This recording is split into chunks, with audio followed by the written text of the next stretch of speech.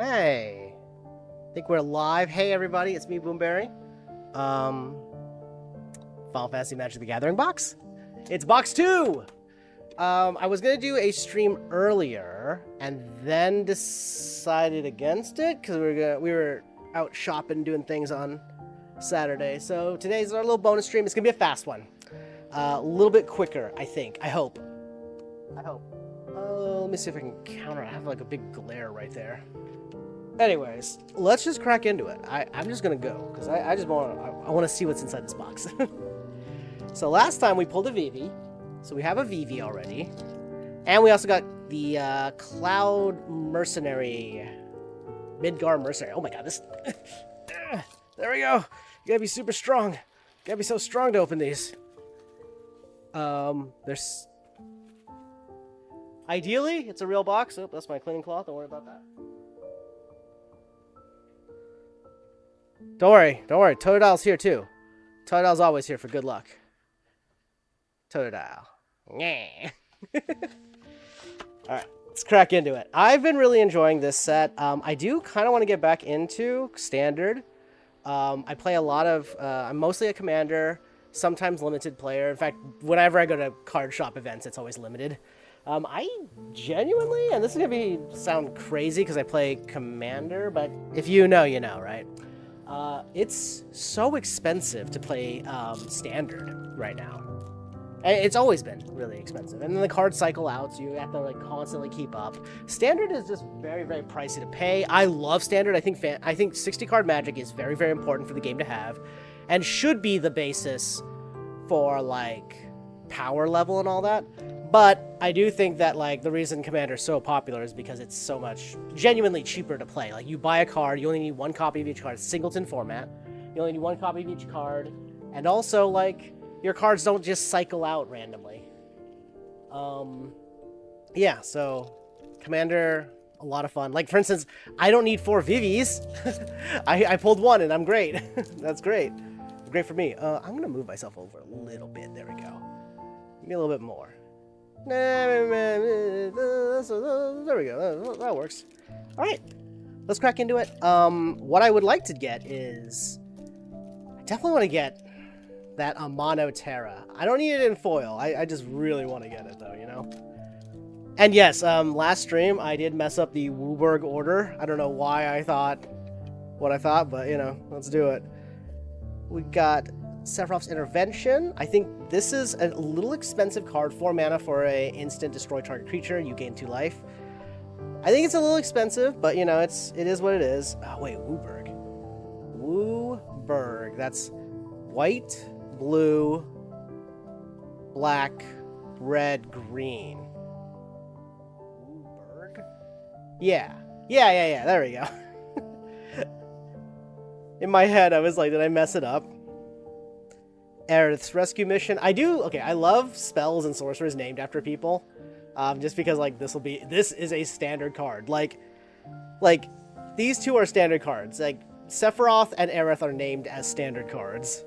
And I know that's like, oh yeah, everybody, like the character's name is a standard card. Yeah. But like, look at this. Blazing Bomb might not necessarily be 100% a Final Fantasy thing. Like you could just be like, oh, it's a bomb creature. It's a creature bomb.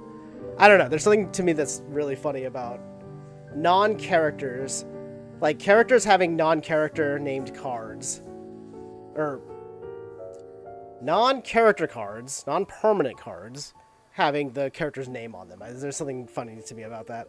Oh, and we got a one of these, the art, hey donut. Oh gosh, what are this is? Final Fantasy Through the Ages. That's what this is called. So these are all these treatments. This one is a Laboratory Maniac. 3 mana for a 2/2. If human wizard, if you would draw a creature while your library has... Oh, if you would draw a card while your library has no cards in it, you win the game instead. So, not too shabby. Let's put those ones right here. How about that? I'll scoot this one over a little bit more. Yeah, Through the Ages will be here. Maybe like rares and stuff will be here. And then others will be here. Others. I don't want my head to like block everything. We'll scoot everything over more. This side of the screen, or this side of the screen is mine. It's me. Hey, Donut, how you doing? Hope you're having a fun day. Happy Sunday. Self-destruct, I like this. It's a decent fling. All right, Phoenix down, and oh, we got Telogs, Great Sage. He is a Final Fantasy IV character. If I recall, his story is pretty sad. Basically loses his family to the Empire, or loses his wife to the Empire, or to, yeah, the Empire, and then decides to, like, be overprotective of his daughter, and then I think he ends up losing his daughter, too. I don't remember exactly, but pretty solid card, actually. I really like this in sort of the Izek format. This is one of those, the Final Fantasy Izek, blue-red, is very much awards you for playing non-creature spells and big spells, so you see he kind of has a little bit of both on there. If you cast a non-creature spell, get a 1/1 token. If 4 or more mana was spent casting it, draw 2 cards. And then if 8 or more, you can sacrifice him and deal that much damage to each opponent. So kind of alludes to what his role in the game is. Oh, we got a double rare pack. We got Jetta. We pulled this before. Flip him over. He's Braska's final summon. Oh, final Aeon, rather. They're called Aeons in that. Actually, so they're called Aeons. In Final Fantasy X, the summons are called Aeons, but they're also known as the Faith because, well, storyline reasons. But basically, their saints become... the theory is that they're saints. I think the religion in there believes that the saints become the Faith, which I think is technically true, but the Aeons and the Faith's role in the world is not what it seems. And then our foil is this little guy. And, oh, for a second I thought we got a foil land, too. Bulk foils will be over here. And then we got the Izek land. This was the Izek pack, basically. Like, some okay... maybe not the Izek pack, exactly, because, like, Thunder Magic exists in this format, and Thunder Magic is good. Put lands right there, and then I'll put tokens right here. Alright. Next pack, next pack. And also, if you're curious, the music is, again, Comfy Beats. That's Lily Pichu's copyright-free music channel. It's got some good tunes. There's also, like, tunes with lyrics and stuff like that, but I kind of like the lo-fi vibes more. I don't think I talked about this. Hecta Eyes. I think these are really, really cool. These are from, what, Final Fantasy 2? I didn't play a ton of 1. Okay, I didn't play... Sorry. Beating 1, right? Whatever. I didn't play a lot of 2 or 3. 3 kind of because it was a bit of a grind game. Same with 2, to be honest. 2 has a lot of really cool RPG mechanics in it, though. So there's that. Town Greeter, one of the cards that you can get to play sort of like a town synergy. It's kind of that format there. Ice Magic. I love all the tiered spells. I actually genuinely really like the tiered spells. I think they're really, really fun. Oh, fuck. I don't remember what the mechanic is. Thunder Junction has it. Very similar mechanics, like, based off of it. Well, basically, it's like modal spells. They're modal spells. That's what I should have just said. The Dwarven Castle Guard! I actually really like this creature in Limited. It's 2 mana for a 2/1, and you get a 1/1 when it dies. Like, that's pretty solid. Here we go. Thunder Magic. One of the best spells you can get in in Final Fantasy Draft Limited. And actually, I think it's got kind of a place in other formats, too. It's really, really good. It scales up pretty okay. It's really the options kind of keep it more limited, but that's the point of modal spells. They can't be as powerful as all the other versions. Got a town. Oh, and we got... Wait. Oh, yes. We got another... I think I've pulled this one before. This is the Hero of Light. Adeline Resplendent Cathar. Really, really like this card. I love any of the Amano cards. Yes, very, very pretty. So, I am on a mission to try to get all of the Amano cards. There are some I cannot get. Or are very unlikely to get. And I'm not going to count the Amano. So, Amano also did a Liliana, I think, Dread General card. So, a Planeswalker. Which is so cool. That Liliana looks amazing. It's the Liliana I want so bad. I don't have it, obviously, but I would love to have it. We got Coral Sword, which is one of the... there's a handful of equipment in this game that is, like, named equipment. That might not make sense if you're not, like, a Final Fantasy fan, but, like, Coral Sword is a famous weapon that appears in a lot of the games. Typically a lightning weapon. It usually gives lightning damage. I don't think in any of them, like Coral is kind of like the lightning damage, or thunder damage is what they call it, even though it's electrical, lightning damage. You know how games used to do that, where lightning was called thunder. Like, obviously, because, like, we have thunder magic, right? That's what I'm talking about, but it's actually lightning. Anyways, Coral Sword is a lightning weapon. It's a weapon that just does lightning damage. Typically speaking, it's one of the usually it's one of the first elemental weapons you get in most of the games. And it also has the funny perk of having a lot higher attack than a lot of the other weapons. Like, you know how, like, there's, like wooden sword to, like, iron sword. The attack bonus would be, like, okay, like, higher, but not, like, a tremendous jump. I believe when it comes to the elemental weapons, it's a little bit of a higher jump in power, because it is an elemental weapon, which means that, like, it's usually okay when you first get it, but then something like the boss will be immune to lightning, or, like, absorb lightning. So you have to, like, be careful about typing. In my opinion, it's usually one of those weapons that you get in the game where it's, like, an early, like, let's teach you about elemental weapons and, like, weaknesses and absorbs and stuff. That was a lot of ranting about Final Fantasy the game and not Magic. This is kind of funny. So this is Poison the Water. This is an event that, so basically Kefka decides to, this is also when he kills one of fan favorite characters, Leo. But basically he decides to poison the water around this town to basically effectively win the battle sooner. They also did this with the Toxic Deluge in the Secret Lair. So this moment is recreated again in the Secret Lair cards. By the way, I did get the Secret Lairs. I only was able to get one of them in English and two of them are in Japanese. So the weapons and I got the Grimoire in English foil, and then I think the weapons and the villain one, the game over ones, are both in Japanese. And then we have Judge Magister Gabranth, one of my favorites. I've talked about him already, but love the guy. Side quest Raise Chocobo. I've been really enjoying playing Chocobo Landfall on Arena right now. I think it's really fun. It's birds that can't fly, and I don't know why I think it's so funny. Oh, and we have a Primal Odin as our rare. Oh, sorry, it doesn't flip over. I actually got the alternative art of this one, so very, very happy about that. Hey, Call of the Mountain Chocobo foil, really cool. Love this card. This is also in the Chocobo Fall deck, Chocobo Landfall deck. Oh, and a foil full art land. And our token is a Machinist. And a Moogle. So foil lands will go right over here. I actually really like the foil lands. I'm a big foil land person. I come from an era of Magic where, like, when I was first playing, they didn't have a lot of special, like, lands. So having, like, a full art land was, like, cool. Thunder Magic again, really like that card. I think it's really good. Undercity Dire Rat. I think this has a lot of good utility in, like, treasure decks. And also, like, mostly in limited format, but I still think, I'm happy with a 2 mana for a 2/2 that does something. And Rat has an okay amount of tribalism. I do like this Blitz Shot. So it's like a giant growth, but for an extra mana, you also get Trample. I think that's actually pretty solid in Constructed, because I know that there's, like, a Landfall Tifa deck that's swinging big right now.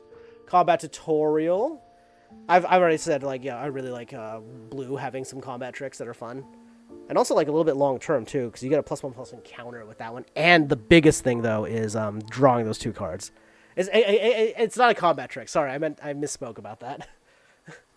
Oh, hey, what's up? It's Taku.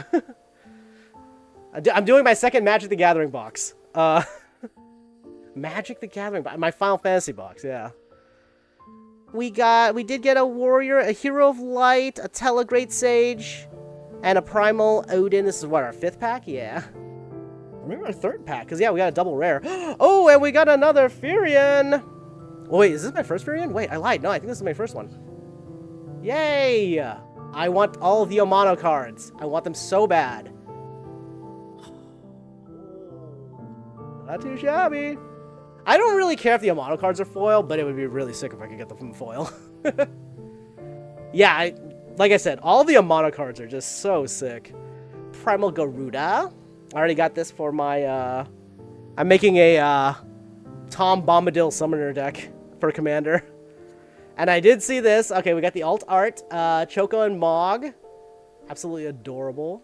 War Kupo. Same. I should have put that in the special treatment spile. Oh, and we got Edgar, King of Figaro. I called it Figaro when I was a kid, but I think it's Figaro. I kind of like this card. It's a really fun card. Definitely like a commander card. I don't think this will ever see standard play. 6 mana for a 4/5 that like you draw a card for each artifact. Like that's okay-ish. And then it's like secondary ability is very niche. You have to like build a deck around it. We got the foil White Mage staff. I like that. Oh. I shouldn't be surprised about the full arts anymore because I think all of the lands are full art in this set, right? Basic lands, I mean. And then a hero token. Pretty. I have two minds when it comes to games like Pokemon and Magic. In Magic, the part of me that looks for the card power is much more prevalent because Magic is, I think, in my opinion, much better balanced than the Pokemon card game. The Pokemon card game suffers from some sets are just kind of designed to be collector sets. They're not really meant to be strong. I've talked about this before, but like for instance, the 151 set in Scarlet and Violet doesn't have any competitive cards except I don't remember if that's the set that gives us the 70 hit point Charmander. 70 hit point Charmander is really important because there's a card called Dragapult who can snipe a Pokemon on the bench for 60 damage. So if you need basics that have 70 hit points, so it doesn't just get one shot and free prize, basically. I love this card. Fight On. I think this is a really cool card. I like it a lot. I also just love the utility of just returning creatures. I'm a big thing where in black, I do a lot of like creature cycling, graveyard cycling. So I do tend to like those cards. Gyashul Greens. Fun little green bird. Okay, here's the combat trick I was talking about. Magic Damper. I think it's really fun that blue gets a really good combat trick. 1 mana basically protects a card of yours, and then you also untap it. So like the hexproof alone is like, I think that's really good. Galacat. I know it's a fan favorite. It's very cute. The art on this goes so hard. I cannot believe how good this one is. This is a moment. Laughing Mad. Oof, love that card. I have a foil version. The foil version of Laughing Mad looks sick as hell. Adventurous Airship. I don't have much to say about this. I guess that doesn't count, but with Edge of Eternity's release, we're getting 2 big things. For Commander players, legendary vehicles and legendary spaceships are Commander eligible. So now, yes, and I saw the memes, you can have the Titanic as your Commander now, yay. But also they're bringing back Shocklands. So woohoo, the first cycle of Shocklands are coming back. That's like from Eldraine, I believe. Which means those Shocklands are still like 16 to 30 bucks each. Which sucks, but damn, they're good. Here's Ash, what I like to say is the main character of Final Fantasy 12, because really she's the one who's driving the story. Everyone else is literally just all along for the ride. Circle of Power, I loved this in Limited. I like any of the cards that basically black gets card that does something that is typical in black. This one's draw 2 cards, you lose 2 life. But then you also end up getting a wizard token, and wizards you control get +1 and gain lifelink. So I don't know. I actually think this is actually a pretty solid card. I really like it. Thieves Knife, one of those job select equipments. I do love that all of the job select equipment are from FF1. So you see all like the FF1 designs on all of them. Oh, we got a Sid. That's the Final Fantasy 19 Sid. When you first meet him, he's a frog because his wife turned him into a frog because he was smooching on other ladies, if you recall. So when you first get to, also he's the character that hires the Tantalus theater group to kidnap Garnet. You said 19? Oh, I said 9. Sorry, I meant 9. Final Fantasy 9. It's Final Fantasy 9. But absolutely a huge banger. All of the Sids, so there are 15 Sid cards, because there are 15 Sids from Final Fantasy 1 through 16. Final Fantasy 1 didn't have a Sid, I'm pretty sure. But all of these cards are actually kind of like the Nazgul from the Lord of the Rings set. They're all worth a decent amount, and I actually think that they're legitimately good cards. Look at this. 4 mana for a 4/4 legendary human artificer. Artifact creatures and heroes you control get +1/+1 for each artifact you control, and each artifact card in your graveyard. You could just make this your commander and then just artifacts matter. Like, that's the most basic way. He's also slots in perfectly to the 99 of any, like, artifact deck. He's just an artifact pumping beast. Also, a deck can have any number of cards named Sid, Timeless Artificer. Which is kind of funny because, like, he's still legendary, so you can still only have one of them out there. You can have 15 different Sids in your deck, but you can still only play one at a time. Also, for whatever reason, he has the utility of cycling on top. I guess if you have that many Sids, you're going to want to cycle the Sids. Yeah, I'm going to put him in the rares pile. He's basically a rare. Hey, it's Jador again. I think last time I talked about Jador, I got it confused with the town. So this is Final Fantasy VI, first off. Jador is like the big, like, these are the rich assholes out there. However, Locke's girlfriend, I think, is from Jador. If I recall, I don't remember. Now I don't remember at all. Whatever. Whatever, it is what it is. Overkill. This is hilarious. -0 to -99. 999. Listen, I actually kind of like this. I think this is a really cool forward. I think that's it. That's all I got. Okay, like, low-key, look at this. Like, the land art is so good. This just looks good. I really like the art on lands. I think lands are great. And we got the Angelo Darkstar token. The 2 iconic pets. We got Renoa's dog and Rufus's Displacer Beast. Earthquake? What happened? Is there an earthquake here? Oh, me bumping the camera. Yeah, that's me.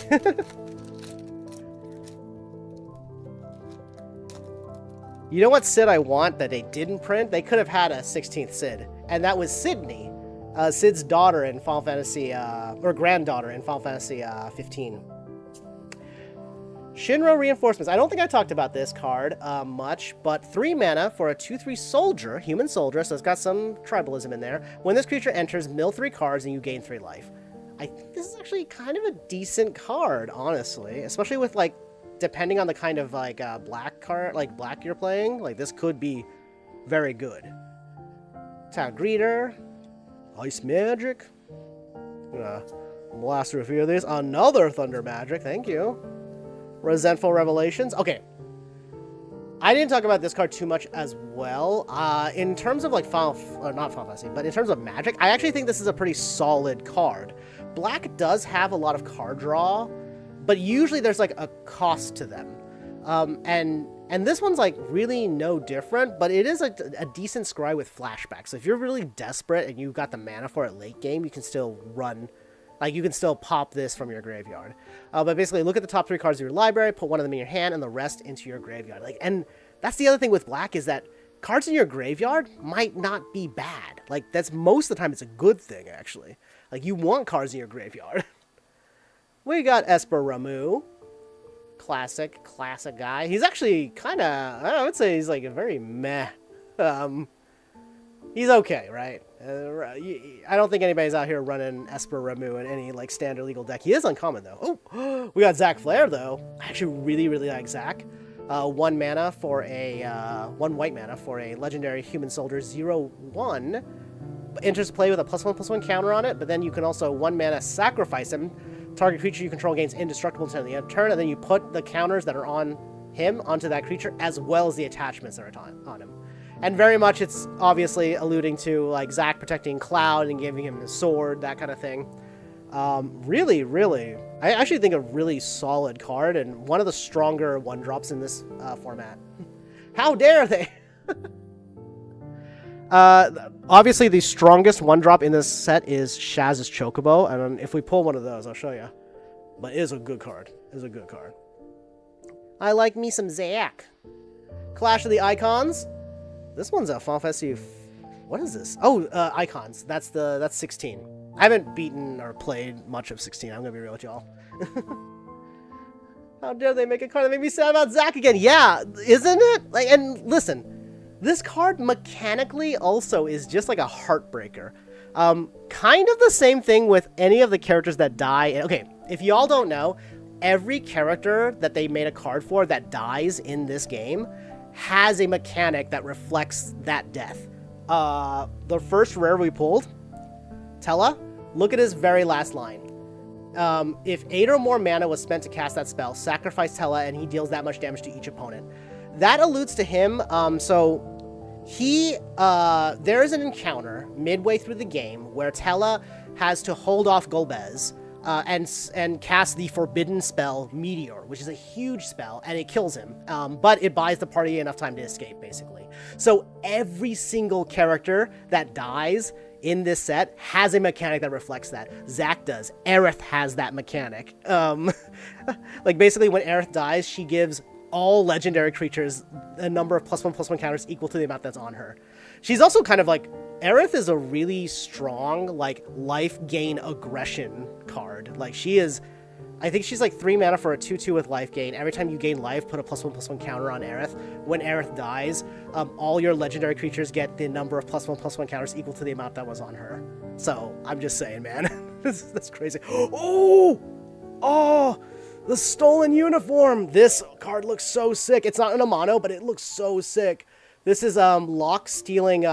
this is actually a really funny moment. To introduce Locke, they have you do like a battle where he has the, like, you have to learn about his steal mechanic, and he steals the clothes off of the soldier, and then he's able to infiltrate like the base and stuff like that. And I believe find Celis via this. So beautiful. We're going to put that in the special treatments pile. And we have Ishgard, the Holy See! This is in Final Fantasy XIV. This is the whole Ishgard is the capital of the Dragoon Nation, who's a very religious, anti-dragon kind of world. You step into the expansion, going to Ishgard, and you meet this, one of my personal favorite character of all time, Estinian, who is the Dragoon there, who's like, he's known as like the fucking dragon murderer. He's like, every dragon like is scared to fight him. He out there killing every dragon. But then you find out why the dragons are at war, what's actually happening, what's the dragon song story, that type of thing. It's very tragic, very sad, that kind of shit. And then eventually, Estinian kind of, he renounces the Holy See, which is kind of like a Palpian,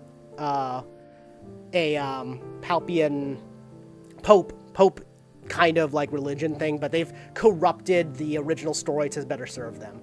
So yeah, that's the story of Final Fantasy, this expansion of Final Fantasy 14, which I don't remember what expansion that was, actually. It was so long ago. Oh, and we got Retrieve the Espers. This refers to the beginning of Final Fantasy VI. Biggs and Wedge have Terra in a slave crown, and they are attacking the city of Narsh, trying to get the Esper there. And yes, the Esper's there. The foiling in this set is really, really good. I think they've done a tremendous job. And then, again, look at this. Some Final Fantasy Ass 1 shit. Oh, I love this. This looks good. The art looks so good. And all the hero tokens are like Final Fantasy 14 hero tokens, by the way. Heaven's Ward, there it is. That is probably one of my favorite expansions of all time. Heaven's Ward was tremendous.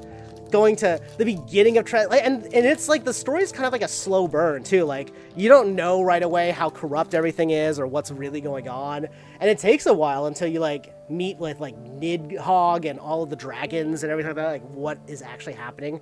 It is a tremendously good expansion, I think. It also introduces Dark Knights, so that's when Dark Knights are there. And if you've ever done the beginning, like the Dark Knight storyline at the beginning, it's actually pretty dark. Like, they are kidnapping, like, they're kidnapping young girls for creepy reasons, that kind of thing. The Japanese version of it actually has a different translation, by the way. If you guys, it's a trigger warning kind of thing, so be mindful if you want to look that stuff up. But they did change it for the English release, but it's still really dark. Like, basically, they're kidnapping orphans and being assholes. So that's why the Dark Knights exist, to punish those people. Choco Kick, the Magitech Infiltrate. I want this to be a really good card in Standard, just because I like cards that are 1/1 drops that synergize and then get better or fetch more later. I don't know if this really has a place in that format. It is nice to have a really cheap 1/1, and then if you control another artifact, you're basically getting a 1 mana 2/1 that can fetch another Magitech Infiltree. I almost wish this card was kind of like you can have any number of Magitech Infiltree in your deck, and it would just keep stacking, those kind of things. Like, I wish it was one of those kind of cards. Still really good. Monk's Fist, again, Final Fantasy 1 Monk. They have attack, and then they become, what, Master Monk, and then they get... Monk's gimmick in Final Fantasy 1 is that it has a really high chance to get multiple attacks in a row. I think it's like, you always get double attacks, basically. And also, you don't need equipment. Instant Ramen. There was actually a Cup Ramen commercial, crossover promotional thing for Final Fantasy 15, so very cool. They got Finir from Final Fantasy 11 or 9. I don't remember. Let's take a look together. It is... Oh, that is 11. Oh, yeah. So this was from the MMO then. I think... One thing that's really cool about the Final Fantasy 11 MMO is that if you're a summoner, you don't automatically get all the summons once you become a summoner. In fact, the thing about being a summoner is that you just have a lot of mana. Like, your MP pool is really, really big. But to get summons, you have to go out and defeat them. And all of them, I think, require at least potentially a full party or, like, maybe a small raid or something like that to defeat. And then then you're able to summon that creature. Albed Scavengers, or Salvagers? Scavenger, I keep saying Scavengers. Albed Salvagers. It's the Albed, who is a minority group in Final Fantasy X, who is basically being targeted by the faith that's there. A lot of religious stuff, am I right? Quizits, I've talked about this before. If you're familiar with One Piece, Quizits is very much a Nico Robin who's super smart until she joins the party and then she becomes a dumbass like everybody else. But it's fine because they're all dumb together. Oh, we got another Sid! Oh my god! This is from Final Fantasy IV Sid. He's one of the... Oh gosh. Very, very excited. I can't remember if it's him who helps them repair/create the Lunar Whale, which is the ship that allows them to travel to the moon. Yes, Final Fantasy IV has moon stuff in it. There's Lunarians. Okay, very, very happy to pull that. That's really cool. Ooh! Ooh! And we got like an alternative art, Atir and Purin. This is a legendary weapon combo in for paladins in Final Fantasy XIV. Yo, this card looks sick as hell! Oh, the art is so good. It's not foil, but damn, it is sick as hell. That is so... Oh, that's so hype. And we got Tidus! Blitzball Star! I actually think Tidus is really, really good. The weird part about Tidus is I don't ever think that Tidus is an artifact kind of person. But there's like... we didn't draw a Blitzball, but basically... He is a signpost uncommon for the blue-white artifact style deck, which we saw Sids for. But also, like, the Blitzball in this is an artifact, so it actually ends up, like, working out really well for him. Best relic weapon for paladins. There it is, yeah. Okay, I gotta tell you guys something that really sucks that happened to me recently. I tried to reactivate my Final Fantasy XIV account, because I got a new phone. But the problem is, when I got my new phone, I forgot to deactivate, or...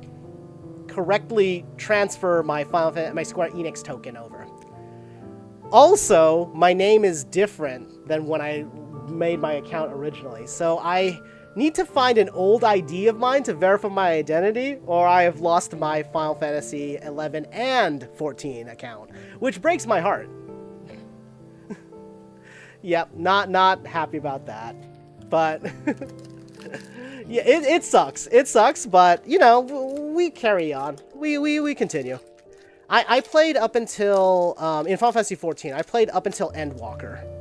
I think I quit pretty much like a few months before Endwalker was going to launch. But, yeah. It sucks. Don't worry, I have some paperwork somewhere, so I'm going to be able to, hopefully be able to appeal that and get my account back. And who knows, maybe I'll play some Final Fantasy 11 or something, or 14, yeah. Oh, we have GF Ifrit. This is Guardian Force Ifrit. It's the first real mission that you have in Final Fantasy 8. Basically, Squall is tasked by Quizits to go into the Trial of Fire, or whatever it's called, and then he fights Ifrit. It's timed as well, by the way. There's a time limit. But also, Ifrit's the first summon that you get for junctioning, I think. I think that's correct. Yeah, he's like your first summon, which means your first ability to junction. White Auracite, I really, really like this card. It's basically a slightly more expensive Oblivion Ring slash... whatever art, like permanent come into play, exile other thing until this leave play. But then it's also a mana rock while it's doing that. I actually think that's pretty solid. Probably for commander, probably not useful for standard. Final Fantasy 8 again. I think we talked about this before. My favorite of the general equipment, which is the Samurai's Katana. Also the one part of the... So basically, all of the equipment, all the job select equipment is either Final Fantasy 1 or Final Fantasy 14, I believe. I don't think there are other ones. I think there are only those two games. This one's actually pretty solid. 3 mana for a 3... Effectively, you get, 3 mana for a 1/1 creature token that this auto-equips to, gives that creature +2/+2, trample, haste, and is a samurai. So, actually pretty decent, in my opinion. Restore Magic. I actually also think this is a pretty solid combat trick. 1 mana for Hexproof and Indestructible, like really solid. But then also you can gain some life if you want to by pumping extra. So not bad. But then also the final form. So for 5 mana, for the price of Wrath of God, permanents you control get Hexproof and Indestructible until the end of turn, and you also get 6 life. So not too bad. Yo, we got the extended, I don't know what this treatment's called, the Final Fantasy numbered Zidane. Look at that. Oh, I like this. That's great. Very, very happy about that. Oh, pulled my rare away. And then Memories Returning, everyone's favorite reveal in Final Fantasy 8, which, by the way, if you play Final Fantasy 8 at the very beginning of the game, they literally tell Squall, hey, using a Guardian Force, it makes you forget things. Your memory gets affected. And, well, that culminates in this event. The Memories Returning. The gang finds the orphanage they were all raised in. People, I mean, I've got mixed feelings about 8, but, you know, we'll leave it at that. Gongaga Reactor Town. Gongaga.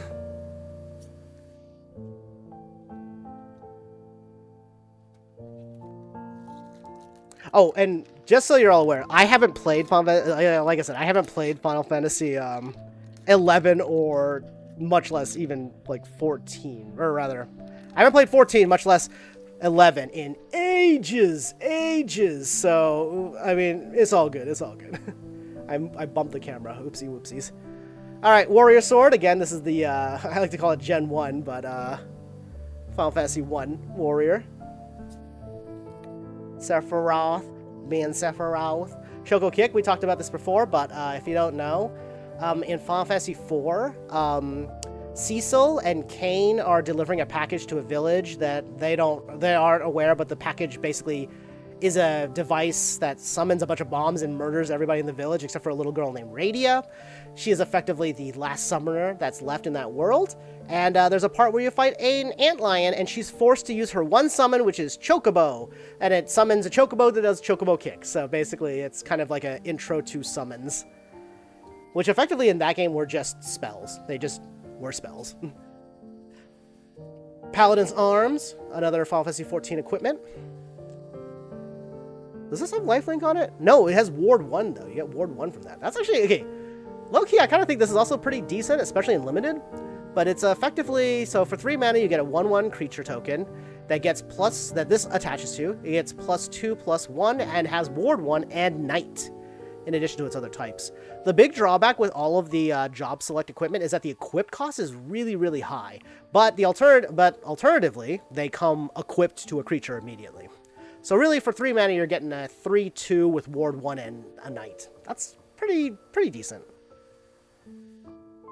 Ward is also hard to deal with in Limited. Well, I guess not as the endgame progresses. You know what I mean. We got Locke, my boy! I love Locke. I love his design so much. I think he looks so good. He's also like a fun card.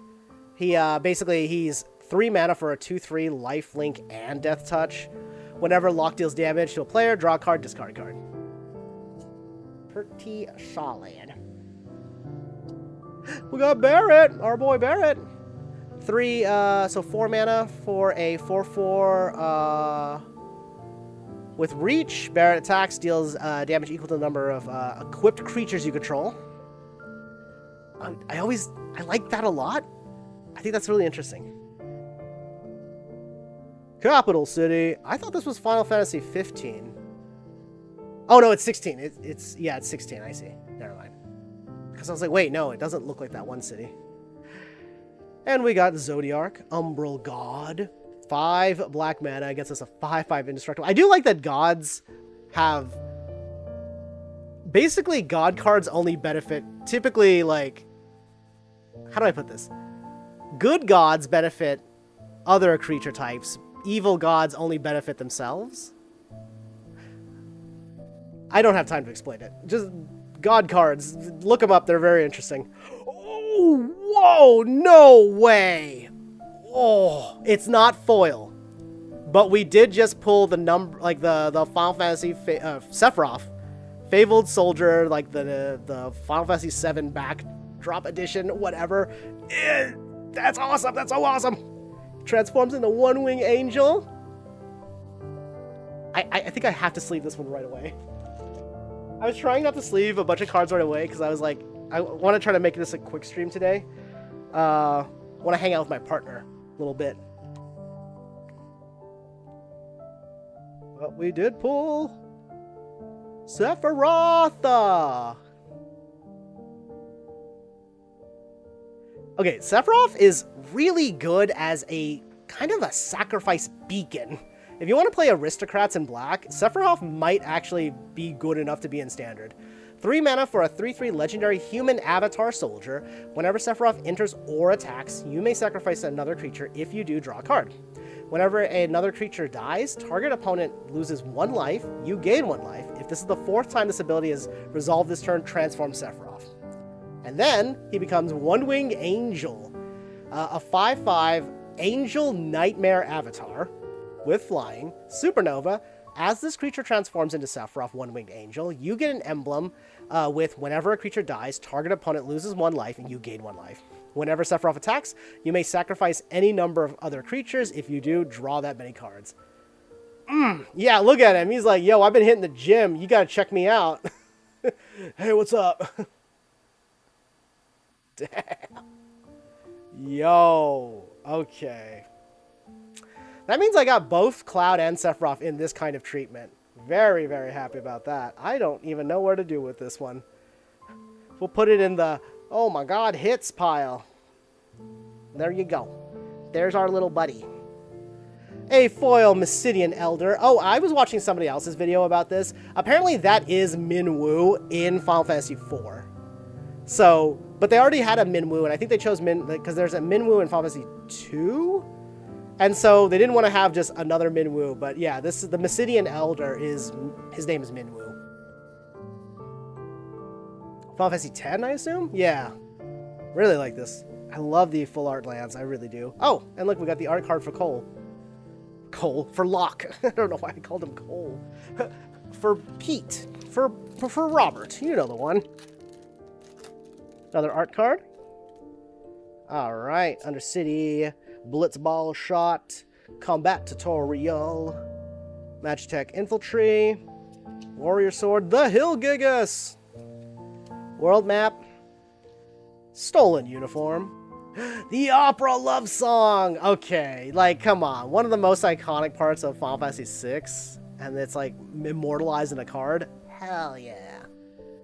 Oh, I just realized something. Is my lens a little bit dirty? Here, let's give it a little touch up. Maybe it comes oiled up for the boss fight. Oh yeah.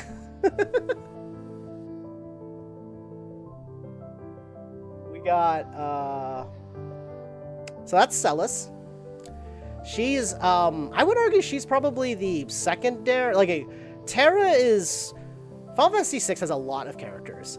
Terra is arguably the main character. We follow her mostly throughout the story. But then when we get to the world of Ruin, we actually flip and we start as Celis. However, Celis doesn't even get introduced right away. In fact, the second character that you're introduced to is actually Locke, who eventually rescues Celis, who was a Gestalian general who decided, man, this sucks. We attacking innocent folk. Anyways, weird stuff happens. They need to do this opera scene, and then they're like, "Yo, Celis can do it," and then we get this iconic moment. It's beautiful. Poo poo UFO. This is Final Fantasy VIII, right? Yeah. I don't know the lore of this. The poo poo UFO. I don't know the lore. I don't remember it. I kind of like this as a Final Fantasy 12 kind of thing. You have this mark system. Basically, you can hunt like high level enemies for treasures, and then you get Yizamat, Ultimate Mark. I think this is the super boss that took hours to beat, the first one. Oh, and hey, look at that. We got another Clive. Ifrit's Dominant. Wait, did we get Clive last time? Oh, yeah, we got the other treatment for Clive. That's right, and now we have this Clive. I actually really like Clive. That foil gold saucer. Everyone loves the gold saucer. And then the Gone. Town Ruins. Oh! And we have a little art card for Yuna, everyone's favorite heterochromia summoner.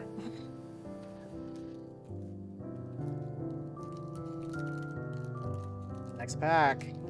Okay, so I think it kind of feels like the Final Fantasy packs are...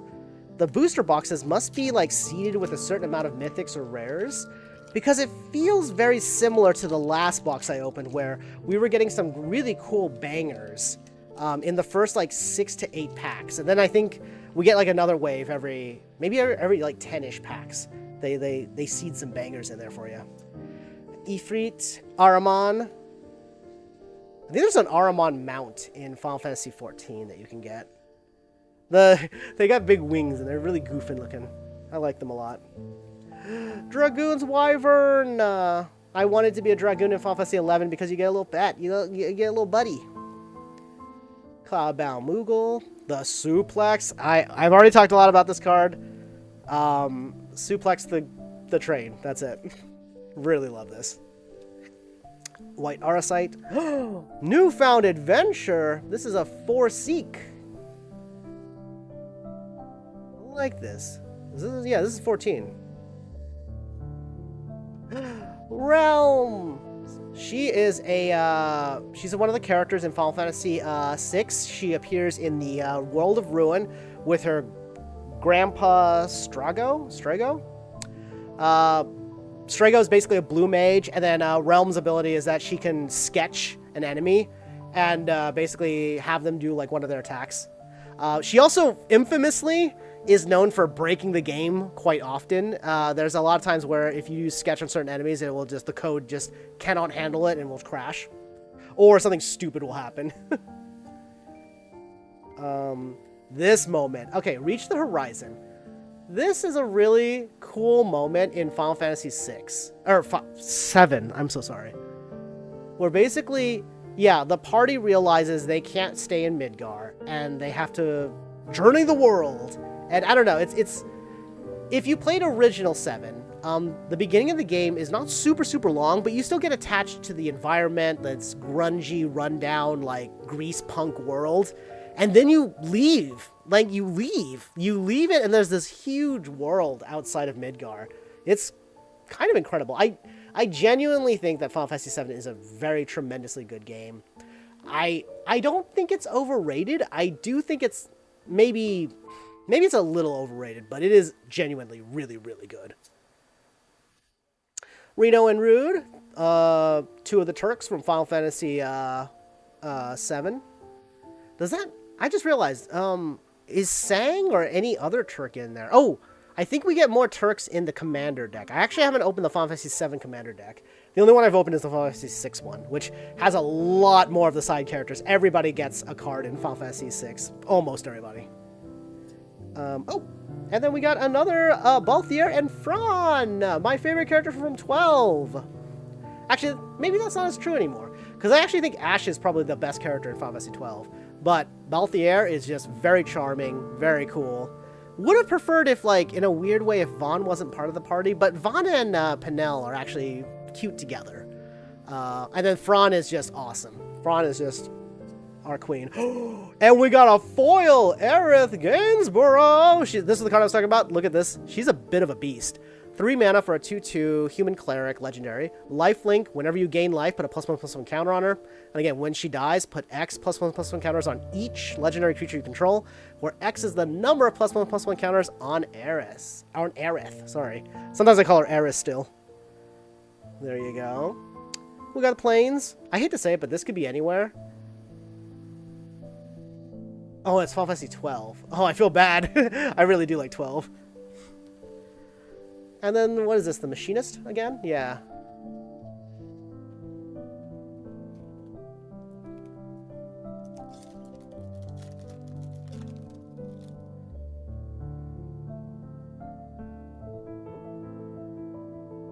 It was focusing funny. I was trying to figure out what it was focusing on. Blitzball!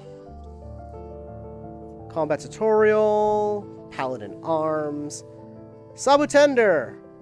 Okay, maybe I'll talk about this one. I'm pretty sure this design is from Final Fantasy 11. They're basically like, they're like cactuar, right? But this one's kind of cute. I actually really like this. Final Fantasy 11 has some really cute, like, monster races designs. Like, there's really cute stuff. Not racism, like racist, but monster races. They have some really cute designs for them. Yeah, it's not...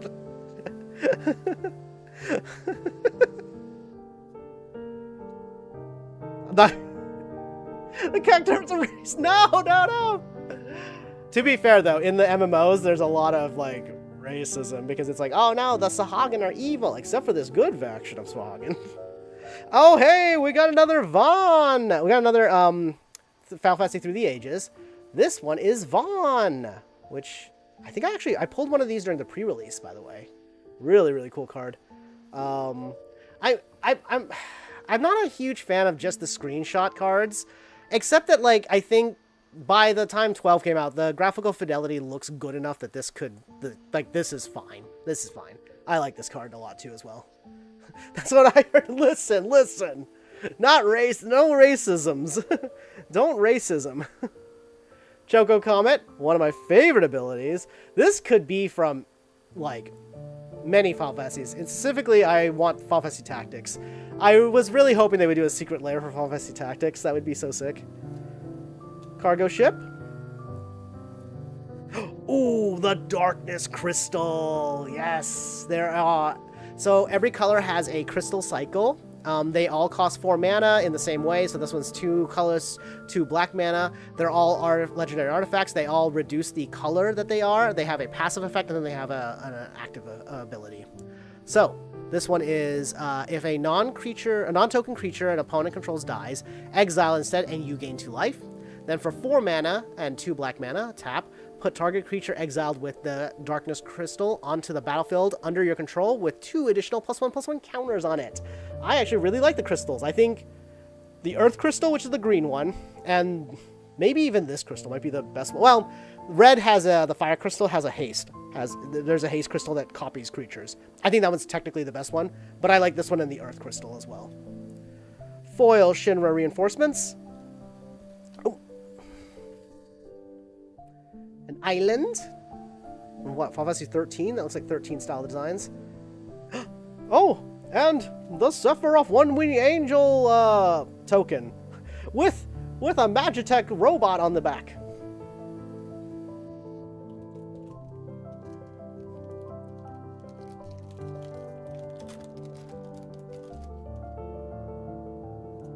Oh, sorry, I don't know.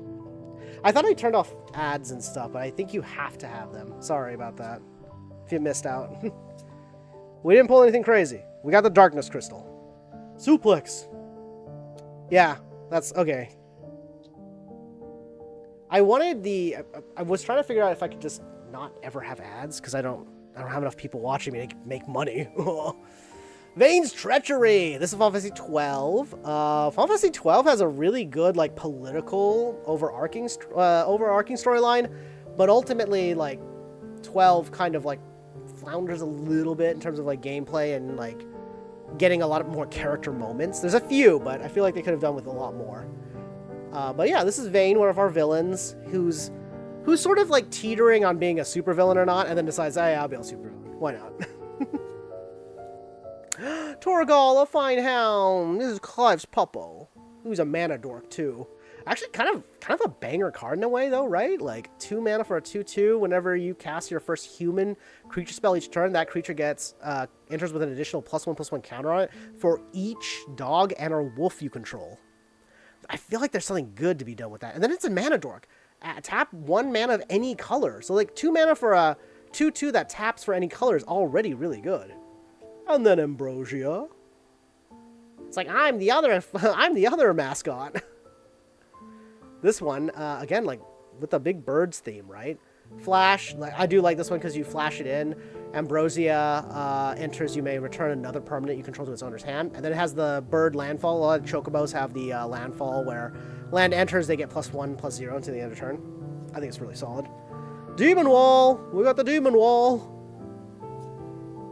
Hey, there he is, the Emperor Palamecia. He's the guy. He's the guy. Also, he transforms. Flip! Into the Lord Master of Hell. And I think we got a preview. Yep, we got Cecil, Dark Knight. This card is actually really good.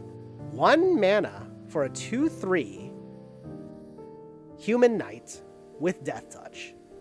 Yes, there's a drawback. Whenever Cecil deals damage, you lose that much life. Then if your life total is equal to or less than half your starting life, transform him into Cecil, Redeemed Paladin. Then he's a 4/4 with lifelink. And then whenever Cecil attacks, other attacking creatures gain indestructible until the end of turn. Also, if you don't know, this obviously is about the main character from Final Fantasy IV. When he becomes a paladin, he gains, he loses the ability Darkness, which takes his life and deals damage, and then gains cover, or Protect. Yeah, it's called Protect. Sorry, it's right there. But basically, that's one of those things where you take damage in place of an ally. Stuck in Summoner's Sanctum, this card saved me many times during the pre-release event. Really solid creature removal. Sorry, it's not removal. I should specify. Basically, for 3 mana, Flash, enchant artifact or creature. When this aura enters, tap the enchanted permanent. It doesn't untap during its control's untap phase, and its activated abilities cannot be activated. Real solid, like that. Oh, and we got a signed Sin alternative art, the gold foil one.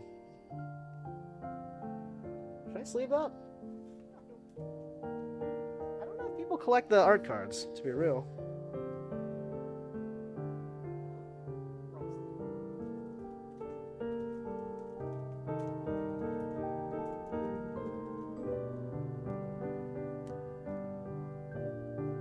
Yummy. There you go.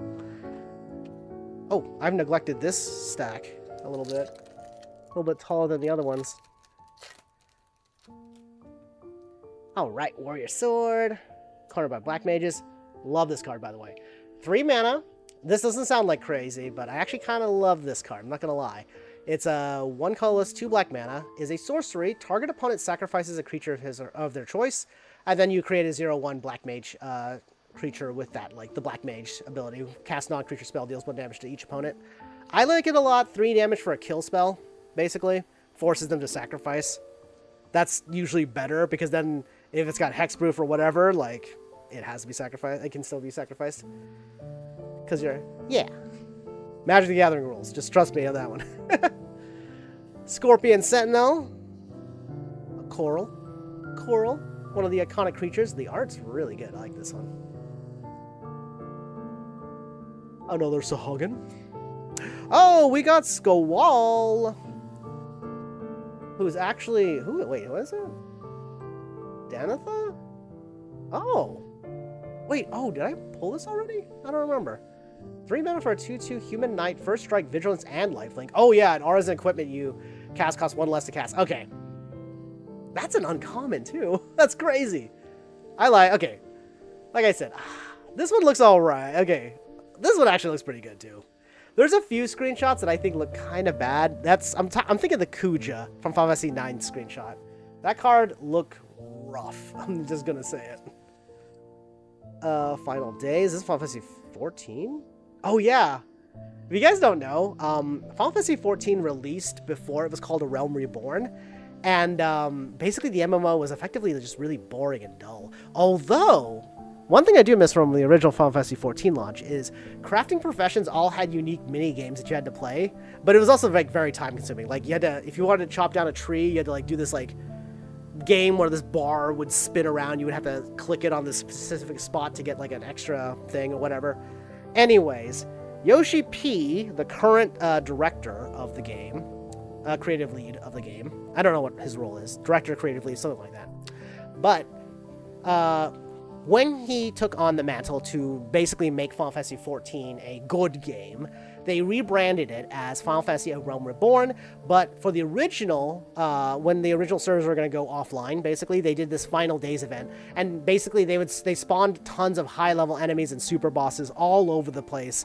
The player base had to fight them until the very end, and then basically get overwhelmed, and then once everyone was dead, the servers kicked everybody out and then reset, and then basically the new build was introduced. This is actually sort of reflected a little bit in the beginning cinematic of Final Fantasy XIV's A Realm Reborn.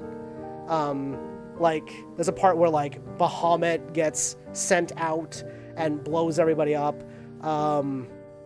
Lulivo, I think his name is Lulivo, whatever. He does, like, this big shield spell and then sends the player characters away, effectively. Technically, they in-universe, they end up being, like, characters, like Adalbert.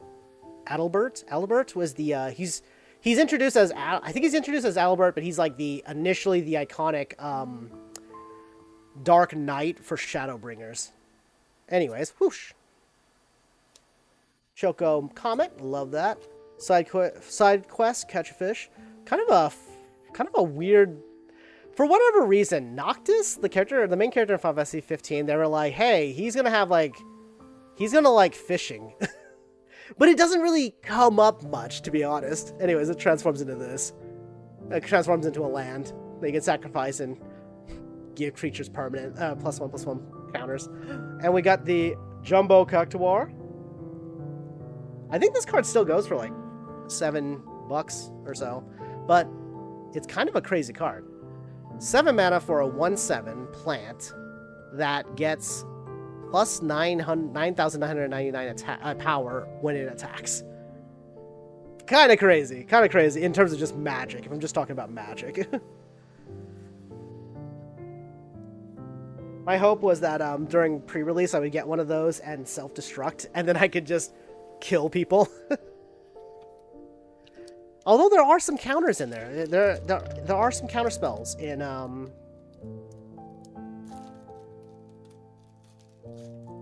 Final Fantasy. Syncopate.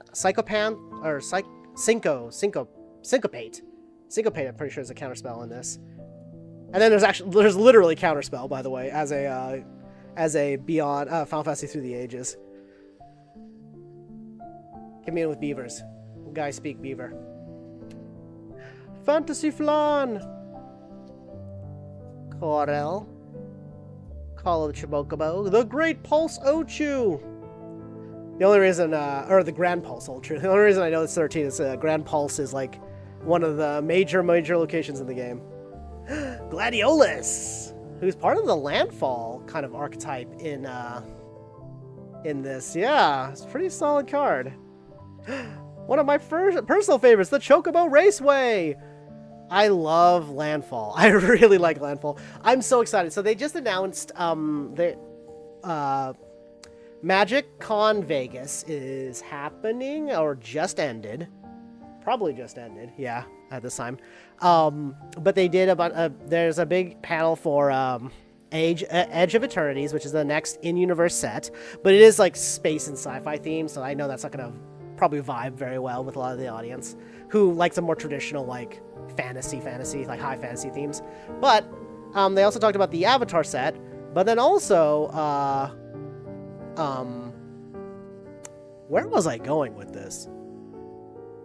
I just realized. Oh, landfall. I don't know where I was going with it. I just lost my train of thought. You know what? We're going to walk away from this conversation. I like landfall. I like chocobos. That's my takeaway there. I genuinely don't remember what I was going to say. Shocklands are coming back? Was it that? I don't know. I got lost. Brimhild! This is another one. This was my pre-release rare, by the way. Oh, and we got a Kefka. Court Mage. Not the mono one, but we're still happy to pull a Kefka. He transforms. Really like Kefka. One of my favorite villains of all time. Kefka's a great villain because he succeeds in what he wants to do. Like, he takes the power of the Warring Triads, blows up the world, and then finds himself utterly bored by it all. So in a lot of ways, he's the one who wants to watch the world burn. He gets to that point and then realizes how boring it is. So he just starts shooting people from his tower. He's just a bad clown. He's a bad person. All right, Chocobo Kick. We're gonna speed it up a little bit. I actually ended up talking more than I anticipated about certain cards. The problem with this set, genuinely, is that I really... Oh, I remember what I was going to say. Then they also... earlier, when I was talking about the Magic the Gathering panel, it was that they did confirm that after Avatar would be returned to Eldraine Lorwyn, which I'm very, very excited about. But also... So, in Edge of the Eternities, they announced the return of the Shocklands, which likely means that we'll probably get... Hopefully we won't have to wait until Lorwyn again to get the Shocklands. I hope they just add Shocklands to sort of lessen the value of them, just because they are so expensive and required because they're so good. Shocklands are just too good. Yo, Black Waltz number 3. This is like my favorite card. One of my favorite cards in the set. I just really, really like this guy. I think he's okay. Works really well in that sort of the black-red spell slinger? Black mage aggro? Whatever you want to call it. Basically, you get a bunch of black mages out, which they have a very similar effect to his, where whenever you cast a non-creature spell, deal damage to each opponent. His is different because it deals 2 as opposed to 1. But yeah, I like that archetype. Radia's return. Remember that little summoner girl with the chocobo kick? She falls off a boat and everyone assumes she's dead. And then she comes back on the white dragon. That's just what happens. She comes back, has a white dragon, saves the party. Cecil's like, whoa. Oh, also she gets aged up because she gets sent to like the underworld or whatever. But like, it's like time works differently there. So she comes back as like a young adult. There's Renoa who summons Angelo. And we got, the Prima Vista. And our, yes! We got the Choco Seeker of Paradise! This is the other commander I wanted to build in this set. Oh, I'm so happy to get this. This is Bant colors. That's a green, white, blue. I used to have a Bant Exalted deck, which, if you don't know what Exalted is, every creature when a creature attacks alone, it gets a +1/+1 for every Exalted that's like on your permanents. And the idea was that I was going to make like I don't even know if it would be called a Voltron. I guess it would be a Voltron nowadays. Basically like a big attacker for that. But alternatively, this card came out and now it's like Birds Bant is what I want to play. Whenever one or more birds you control attacks, look at that many cards from the top of your library. You may put one of them into your hand, then put any number of land cards from among them onto the battlefield tapped and the rest into your graveyard. And then basically, this would be a landfall heavy deck. Landfall, whenever a land you control enters, Choco gets +1/+0 until the end of turn. So, very, very happy to pull Choco Seeker of Paradise. And look, another bird, a foil Ambrosia. And a foil Guado Salam.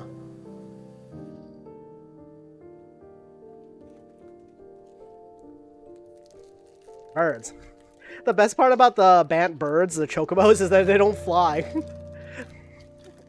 So, like, I don't think any of the chocobo cards in Final Fantasy fly, but they're all birds.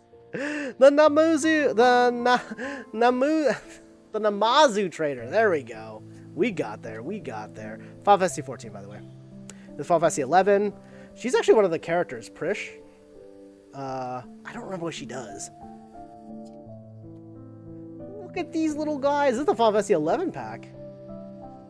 They're cute. They're like little kobolds. Goblins. If you guys have ever seen the Goblin from Final Fantasy 11, they are so adorable. They wear these little like gas mask things. They're so cute. They also are the reason that I've lost the most XP is at the beginning of the zones. When you enter an area where you have to basically party in Final Fantasy 11.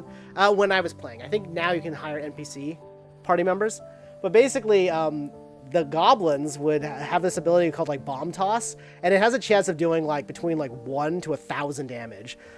There's a possibility that it can just one-shot you. Basically, it's unlikely, but it's possible.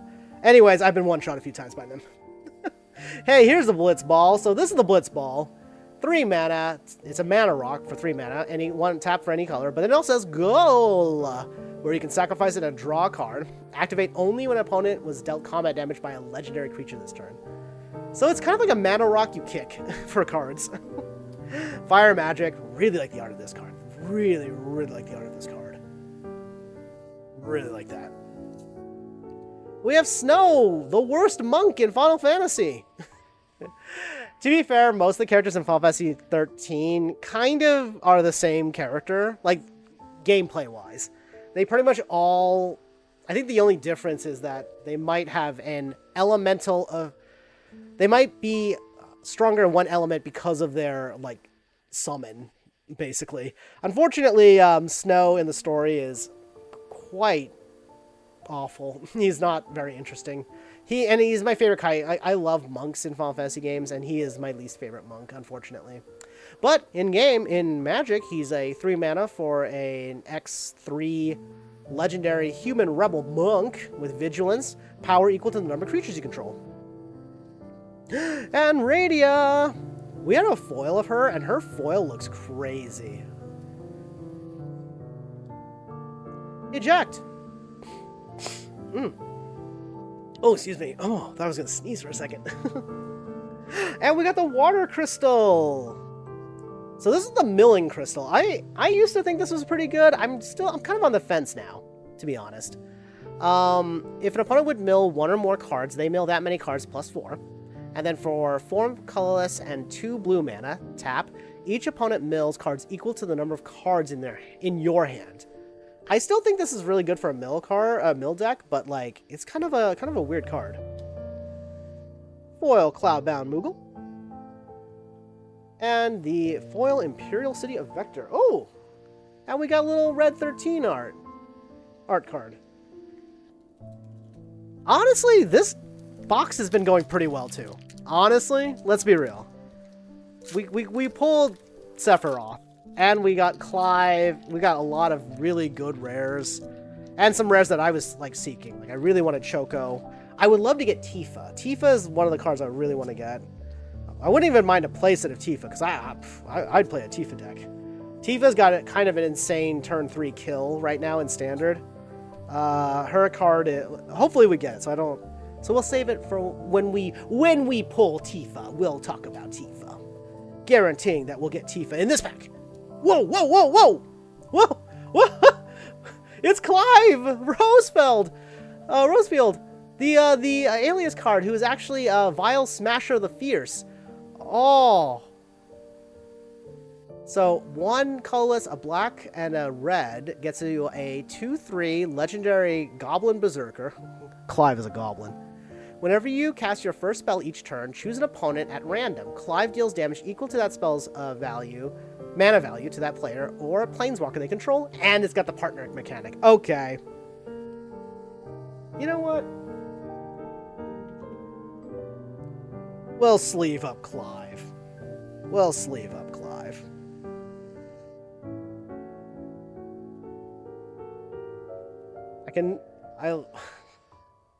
He is mythic too. That's a mythic. Cool. Ah. That means we got Clive and Clive. We got Tidus. Wait, that wasn't even our rare. That was just our Through the Ages. So our rare is... Nope, not that one. The Ring of the Lucy.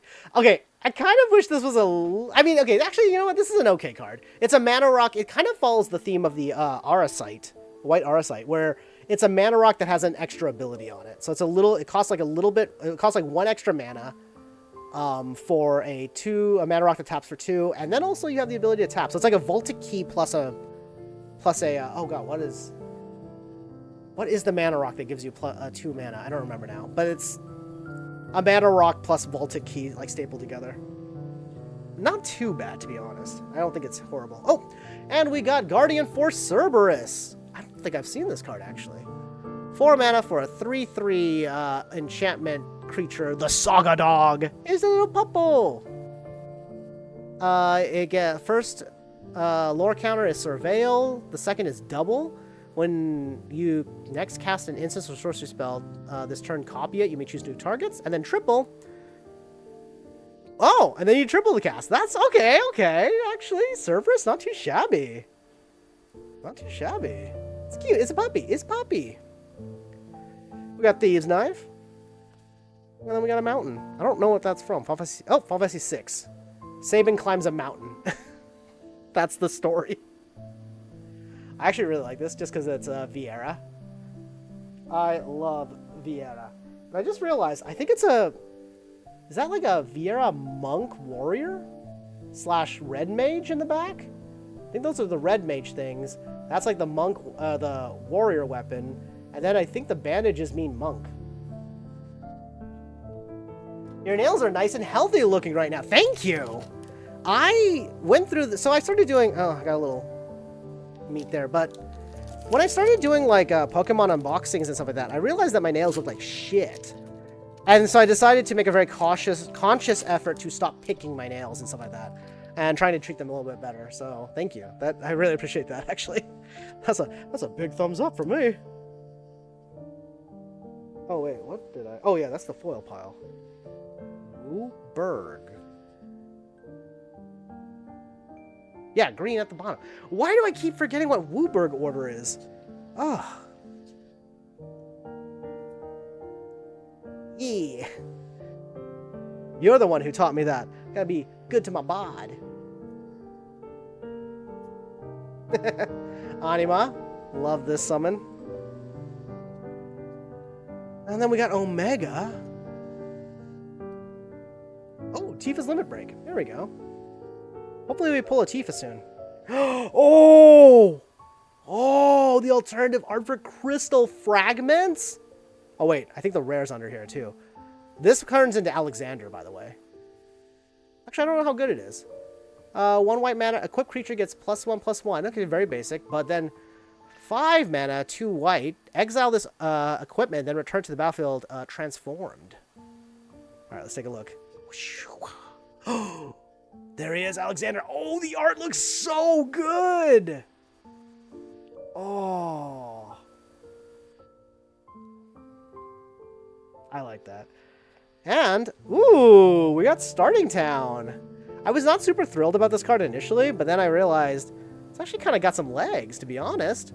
It's pretty solid. It doesn't come into play tapped. It's a town, and you get to pay 1 life and get any color mana you want. So as long as it's the first, second, or third turn, it doesn't come into play tapped. That's cool. Oh! And we have a foil mythic. The Ancient Amantois. So, big creature is kind of like a Hearthstone card. It permanently takes damage, basically. It's a good stall. It's a good stall.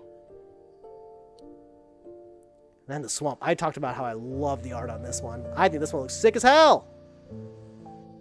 And we got Y'shtola, Knight's Blessed. She turns blind eventually, but it doesn't really change anything because then she like sees everything in ether. So it's all good. Gotta take care of them goods. Yeah, my fingies. I want to make my fingies look nice.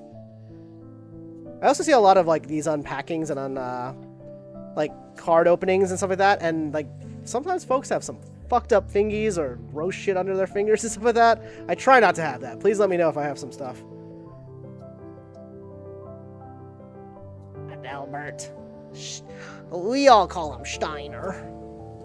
There's Gaius. I actually got an extended art of this from one of my bundles, which is cool, but it's not uncommon. I'd rather have a rare, you know?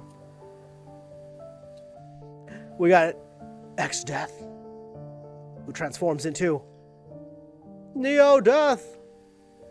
And we have Bart and Boko. Another card I really wanted for my Chocobo deck.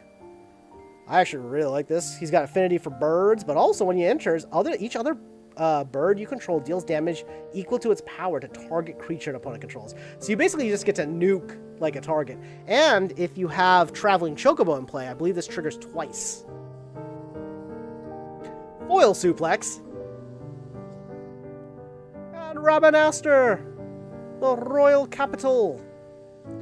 One thing that I wish Final Fantasy XII did more was make it so that all of the towns you visited had a lot more things going on in it. Because you end up visiting a lot of the big towns, and while you do get to free roam a bunch, there's actually not a ton to do in the later towns. I kind of wish they made every town kind of like Rabanastor, where it's like there's many different places to go. And yeah, maybe the story doesn't demand that you go anywhere, go through it all, but that'd be, I don't know. I still think that would add to the... Like, my problem with 12 is that 12 frames itself kind of like a big open world game in a lot of ways. But ultimately, like, if you just follow the main story, which it kind of like if you're just doing like the main story beats, like motion to motion, like the game kind of guides you immediately to like the next objective. But if you wanted to look around, you can, and it's really fun in the first area. But then after the first like major cities, like the other towns and settlements are much smaller, even if they're large in scope. Okay, Sages Noliths. This is the Sage class, right, in Final Fantasy XIV. This was a little bit after my time, but I was a little bit harsh on this card before, but I think it's actually pretty solid, right? Is that what I'm learning? I don't remember if it's this one. Maybe it's not this card. Maybe it's the other blue equipment. Yeah, because I'm like reading this. Whenever this creature attacks, untap target attacking creature. Oh, actually, that's not too bad. Weapons vendor. A little bit of that equipment synergy. The Iron Giant. I love this guy. Torgal, Finehound. Ambrosia. We have a lot of Ambrosias. We've been pulling Ambrosia a lot. Stephen Wall. All right. And then after Ignis should be our rare, I think. Oh! Child Soldier Academy, let's go! Transforms into this. And also, foil Gyashul Greens. Ooh, and look at that. A beautiful forest with many Chobocobos. By the way, I think before I credited the Chobocobo thing with VG Cats. That's not true.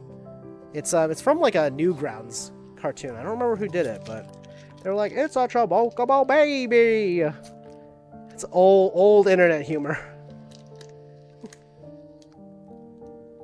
Is it the Orphan House guy? If you guys don't know, my friend and I were huge fans of like the Orphan House series. Wait, it was Orphan House itself, wasn't it? Yeah, you're right. Oh, that takes me back. Oh, here's a counterspell. Psychopate. Or Syncopate, sorry. Syncopate. Shantotoa! Love her. Oh, by the way, she speaks completely in rhymes. I wonder if she says it here. Oh, ho, ho, ho. I might be the harshest mistress in all of Vanadil, but I may yet forgive you if at my feet you kneel. I love her. She's really funny. If you guys want to see a bunch of cutscenes watch the cutscenes of Shantoto in the Dissidia games. They're pretty good. The original one. Oh, it's Ultros. He's part of the opera scene in Final Fantasy VI. Ask me why. I don't know, but he's there. Hey, there's the Dragoon's Lance. This is one of those iconic Dragoon silhouettes from the Final Fantasy MMOs, and actually just in general now. Oh, and we got Fang. Fearless CL, who melds with Vanille and creates Ragnarok. But I think our rare's under here. Whoa! We got little alternative art Zodiark Umbral God, being godly and godly indeed. This card looks crazy. I like that a lot. I like that a lot. And a foil bomb. And Trano, we talked about the Dark City before. It's where you have to enter a not the triple triad, the Tetramaster, the Final Fantasy 9 in-universe card game. Which actually I really like because a lot of characters like talk about the card game. I like the in-universe card games. Triple Triad, obviously the best one of all of them. But I do love that the characters are like all about like in-universe the card games exist. Maybe I'll play Final Fantasy 8 again. I was just talking to Donut about this actually. How like it's been a while since I last played Final Fantasy 8. I'm not a big Final Fantasy 8 head, to be honest. It might not be one of my favorite games, but it's got some legs. And worth revisiting, I think. We got Ignis. Oh, dang, we got the Sandworm. I don't know how I feel about Sandworm. Sandworms were... I lost many matches to Sandworm, by the way. Actually, let me read it really quick. When this creature enters, destroy target land. That's right. And then you search for a basic land type. Then they get a basic tapped land. Primal Garuda. Side quest card collecting. This one's kind of fun because it has a magic card. Oh, and our rare is Golbez, Crystal Collector. Oh, yeah. So Dimir colors, blue and a black, gets us a 1/4 legendary creature human wizard. Whenever an artifact you control enters Surveil 1, at the beginning of your end step, if you control 4 or more artifacts, return target creature card from your graveyard to your hand. Then if you control 8 or more artifacts, each opponent loses life equal to that card's power. That's pretty cool. Oh, hey! And look at that! We got a foil Vanille! In the, like, the number treatment style. Put that over there. And a Chocobo token. Alright, we are on our last, like... How many packs are here? 6, 7, 8? The Final Fantasy 8! Yeah, and I think we're doing okay on time. I was trying to be a little bit quick on this. I really hope we get a Tifa, though. I want to get Tifa really bad. And a Traveling Chocobo. Actually, Traveling Chocobo is probably the card to get. Rescue Mythkin, Grandpa's Ochu. Oh! And we got Garnet till Alexandros the 17th, who's actually a, what is it, Loran of the Third Path? 2 colorless and 1 white gets us a 2/1 legendary human artificer with vigilance. When Garnet enters, destroy up to 1 target artifact or enchantment. You and target opponent each draw a card. Huh. That's really cool. We got a cool Garnet. And that was our Through the Ages card, so we're going to get another rare in here. There's Grahatia. People love Grahatia. Tonberry. Zidane. Ah, and the Masamune! It's the sword what killed that guy. That girl. The flower girl. So Masamune is no Buster Sword, but pretty decent anyways. 3 colorless legendary artifact. As long as an equipped creature is attacking, it has first strike and must be blocked if able. Equipped creature has, if a creature dying causes a triggered ability of this creature or another emblem you control to trigger, that ability triggers an additional time. So, pretty solid. Oh! Oh! And... and we got lightning in the numbered treatment. I really wanted lightning as well. So that's 1 colorless Boros, so that's red and a white, gets us a 3/2 legendary human soldier with first strike, trample, and lifelink. Then with Stagger, whenever lightning deals combat damage to a player until your next turn, if a source would deal damage to that player or a permanent that player controls, it deals double that damage instead. So this is the army of one. I feel like I should probably sleeve this one right away. Especially after dropping it like I did.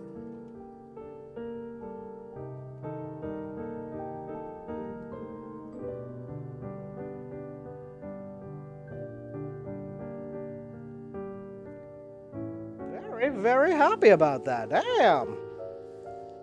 And a foil Sephiroth. So, sorry, not foil Sephiroth. A foil Resentful Revelation.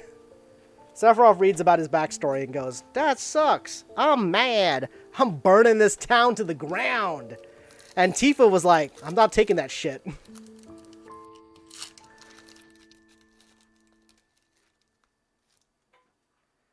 Alright, Haste Magic, Shinra, Greeter, Ice Magic, Dwarven Castle Guard, Iron Giant, Vincent's Limit Break. That card messed up. I've misplayed that card so bad. Very sad about that.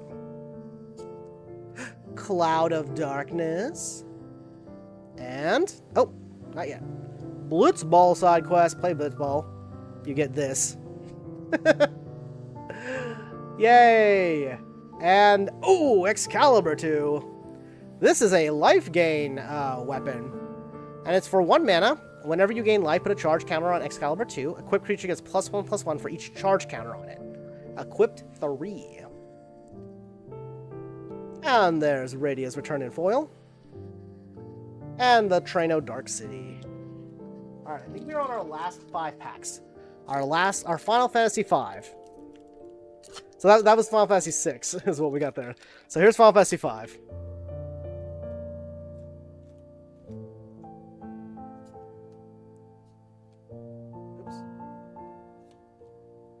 Stuck in Sumter's Sanctum. You're not alone. Hey, Light of Judgment.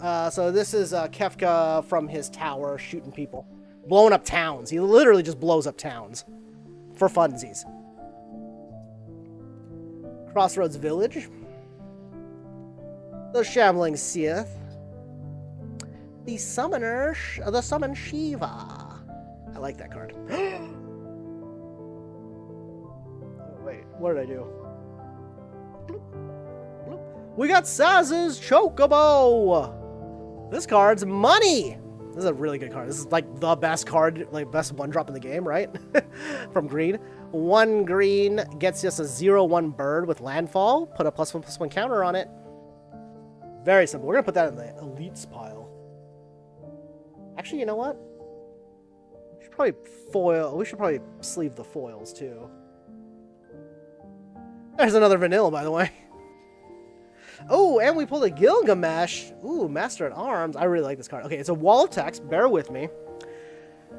4 colorless and 2 red gets us a 6/6 legendary human samurai. Whenever Gilgamesh enters or attacks, look at the top 6 cards of your library. You may put any number of equipment cards amongst them onto the battlefield. Put the rest at the bottom of your library in a random order. When you put 1 or more equipment onto the battlefield this way, you may attach one of them to a samurai you control. Pretty solid. Greg. It's Gregora. So there we go. We got Gilgamesh and a Magitech. Here, check it out. I pulled a Sephiroth and a lightning Magitech. I hope you're all doing well, Jowser. Foil Magitech, and, 7th Heaven, and a hero token. There, this side. It's like, what happened? You're right at the end. We are on our final... Uh-oh. Did I miscount? Now it's the final 5. That last pack was the 6th pack. Doing okay? I hope your Sunday becomes at least restful. Alright, we still want a Tifa. If we can pull a Tifa, that'd be great. I would also love a Traveling Chocobo. Traveling Chocobo is definitely the one I want the most, but... I know I can't get the fun Traveling Chocobos, but I do want one for my Chocobo deck.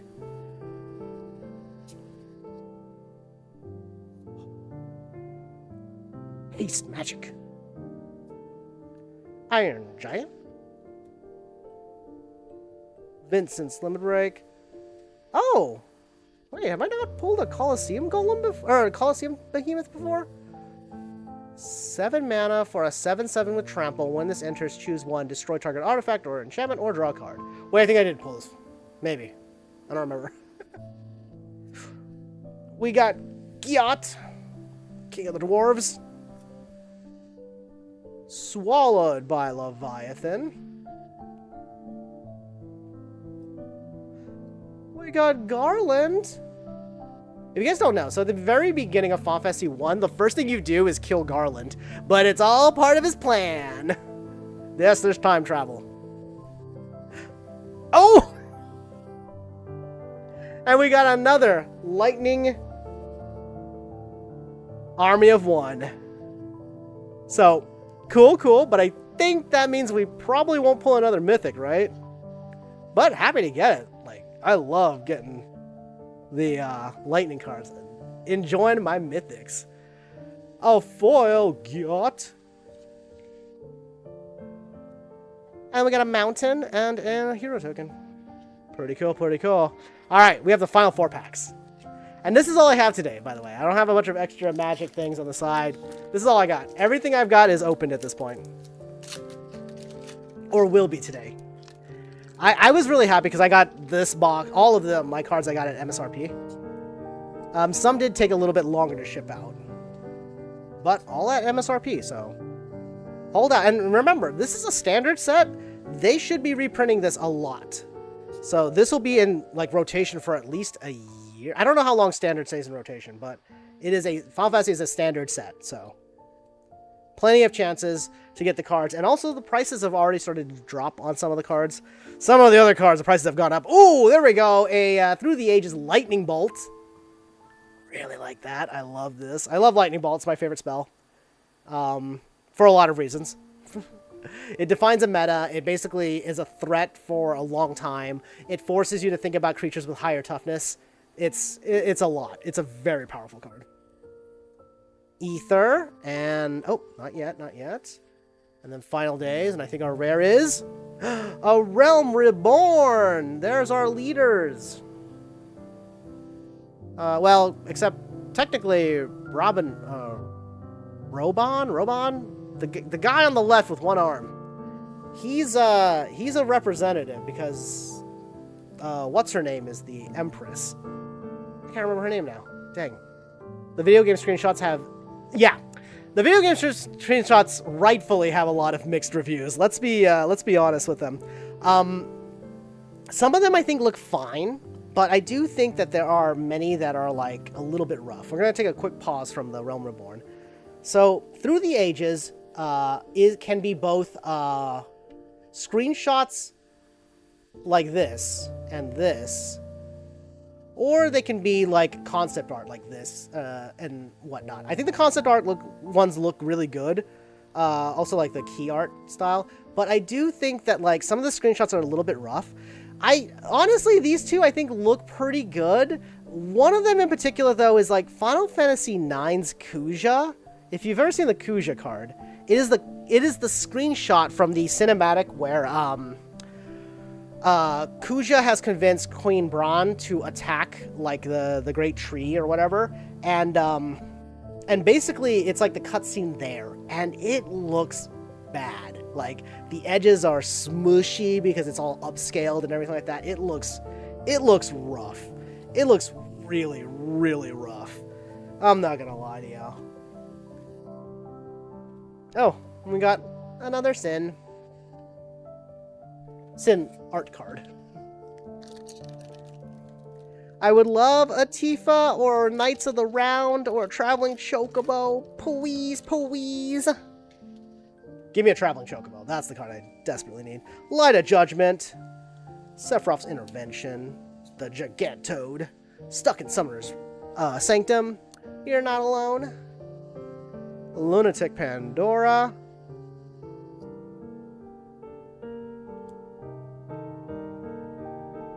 Crossroads Village. One of the few cards featuring Eiko. This one, the crystal one that we got. Actually, we got the sickest version for her. We got, we pulled this one. Look at that. So she's only on this card and that card, I think. Sleep Magic and Crystal Fragments. Her face looks kind of doofy. Sorceress Schemes. Wait, I just realized that that version of Ultimecia, I think is... Oh, no, I guess it is kind of the endgame version, yeah. It looks, to me, it looks more close to the Dissidia version of her. That's a change of the, Yeah. Here, I'll show you. So, yes, you are correct. This transforms into the, Alexander! I should have shown the backside. Really, really sick art. Really sick art. I love these alternative art cards. I think they're some of the coolest cards you can get. Which is also, coincidentally, like, I really want the Amano cards. I really, really want the Amano Terra. Both of them. So, if you don't know, Terra Magical Adept and Terra Brantford both are Amano illustrations, and they're original Amano illustrations. They look incredible. He talked about how, like, the original Terra art that he did from Final Fantasy, that Amano did for Final Fantasy 6, they were a little bit more cartoony, and that he was thrilled to be doing the more real-life proportions. So if we pull one of those, I'm gonna freak out. I can't get a foil version. I don't think you can get a foil version in... You might be able to get a normal foil version in these packs, but it'd be really unlikely if we got either of them. So, again, there's two versions. One of them is a two-sided card, so the Terra Magical Adept, which I actually have the extended art of, but I don't have the Amano art. So basically you're getting kind of like three pieces of art for Terra. So there's Terra, and then on the backside, there's Terra, and then on the backside it's Terra in trance mode. And then the other card, the Alias card, where it's Terra, but it's actually Urza High Artificer, has Terra on top of the Magitech armor. Amano style. So again, if we get that, I will freak out. Rip your ears. I'm serious. I'm serious. Oh, I didn't even realize it was an Alexander card. Oh, I thought you were talking about the Alexander card. Yeah. So here's the other thing. If you see this icon up top, that means the card has two-sided. Here's another example. So, Vanille, oh, this is another icon. Okay, this is a different icon. This is a meld icon. Vanille actually merges with Fang, and they create Ragnarok. So it's a two-sided card, basically. If you have both in play, you meld them together, and then they became that. And then some of these cards, like the Crystal Fragments, you meet the conditions, and you can transform them. Yeah, you just know the Final Fantasy 9 scenes. Final Fantasy 9 is like the best one. Speaking of 9, look, we got Garnet. And actually, I even pulled... Oh, here. Now that you've mentioned it. Oh, first off, here's one of the Amano cards. Right here. So these ones are not new illustrations, though. This is, like, obviously the key art from Final Fantasy 2. And we also have this one from Final Fantasy 3. So I have those cards. Again, some incredible pulls on here already. Here's one of the screenshot cards that I think a lot of people are not a big fan of. We did pull Garnet till Alexandrios the 17th. And as you can see, it is the screenshot 1-to-1 from that cinematic near the beginning of the game. And you can even kind of see the blurry lines. Like, the more I zoom in, the more you're going to see about it. Yeah, we got Furion, and then we got, well, yeah, the orphans in Final Fantasy 3 don't have names, do they? The Onion Knights. We got Garnet, and our rare is Moogle's Valor. I like this card because, look, you can see Terra in the back there. This is the part where Terra gets knocked out, and the Moogles and Locke have to defend her. And then we got a foil Vincent's Limit Break. Ooh, and a foil land. I love getting a foil land. Oh, wow. Wait, what card is this? Farewell. So we have the art card. This is like the concept art. It's not like a real Magic card. It's just an art card. It's the end scene of Final Fantasy X. And then our final two packs, y'all. Let's get some. I'm gonna get some chomp luck. My Totodile luck. Let's hope for either. I really, really want an Amano Terra. I would love an Monoterra. I want a Traveling Chocobo. I want a Tifa. We're not gonna get all of it. we might not get any of it. We're probably not gonna get any of it. But this set will be printed for an incredibly long time, so there's definitely gonna be chances in the future, and I'm hoping that specifically the price of the 2 Terra cards drops. Terra Magical Adept is a good card, but I don't think she's super powerful. That said, though, the Urza High Artificer is a decent commander, and I would love to get that.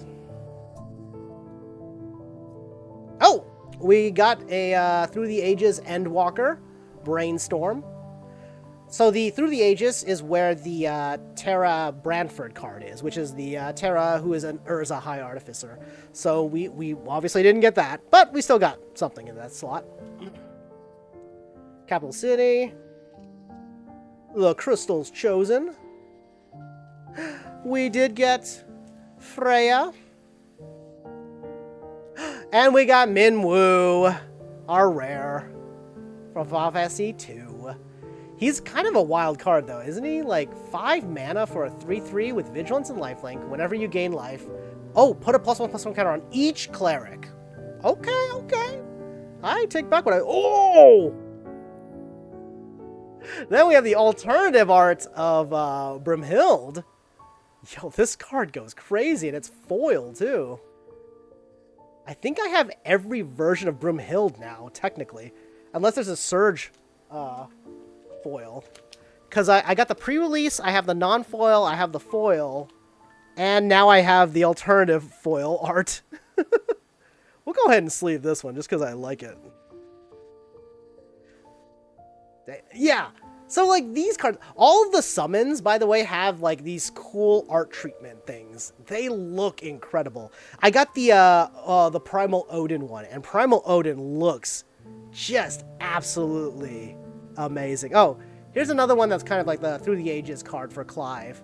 It's the concept art. Well, not the concept art, the promotional art, I should say.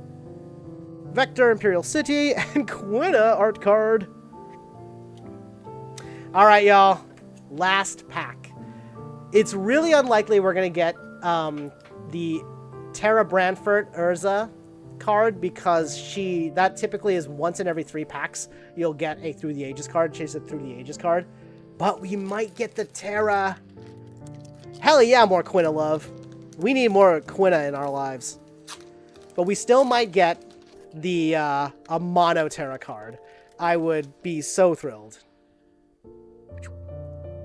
Thunder Magic. Blitzball. Paladin Arms. World Map. Queen Braun. She's kind of decent for prowess, honestly. Eden. Last pack magic. Last pack magic. Let's go. Okay. We got Evil Reawakened. Okay. I think it's going to be after this, maybe? So we have Ultimecia, who does transform, but we get... we got Traveling Chocobo! We got one! We got one! We got one! Here's Ultimecia, by the way. Actually, it's kind of hard to tell what's going on in that card, isn't it? Looks good, though. But we did get the Traveling Chocobo! Okay. This card is actually incredible. This is a really, really good card. I love this card. It's a mythic. By the way, if you've seen the $2,000 Chocobo cards, this is the base version of that. They have, in the Collector's Edition packs, there are special Chocobos. There is a special yellow, green, red, and black one. Oh, and I think blue and black one? Yeah, blue one and a black one. The black one is in Japanese only. Not Japanese packs. It is literally just... It's available in these packs, but in Japanese. The Collector's Edition packs. And then there's the golden Chocobos, which are serialized cards. So there's only 77 gold Chocobos in existence. But we did get the base Chocobo. And I'm very, very happy about that. I think this card's like kind of pricey right now, to be honest. So, you know what? Last pack magic did snag us a Chocobo. I won't lie, this booster box has been really good to us. Also, like, very Chocobo heavy. Might as well look at the last few cards. Foil Iron Giant.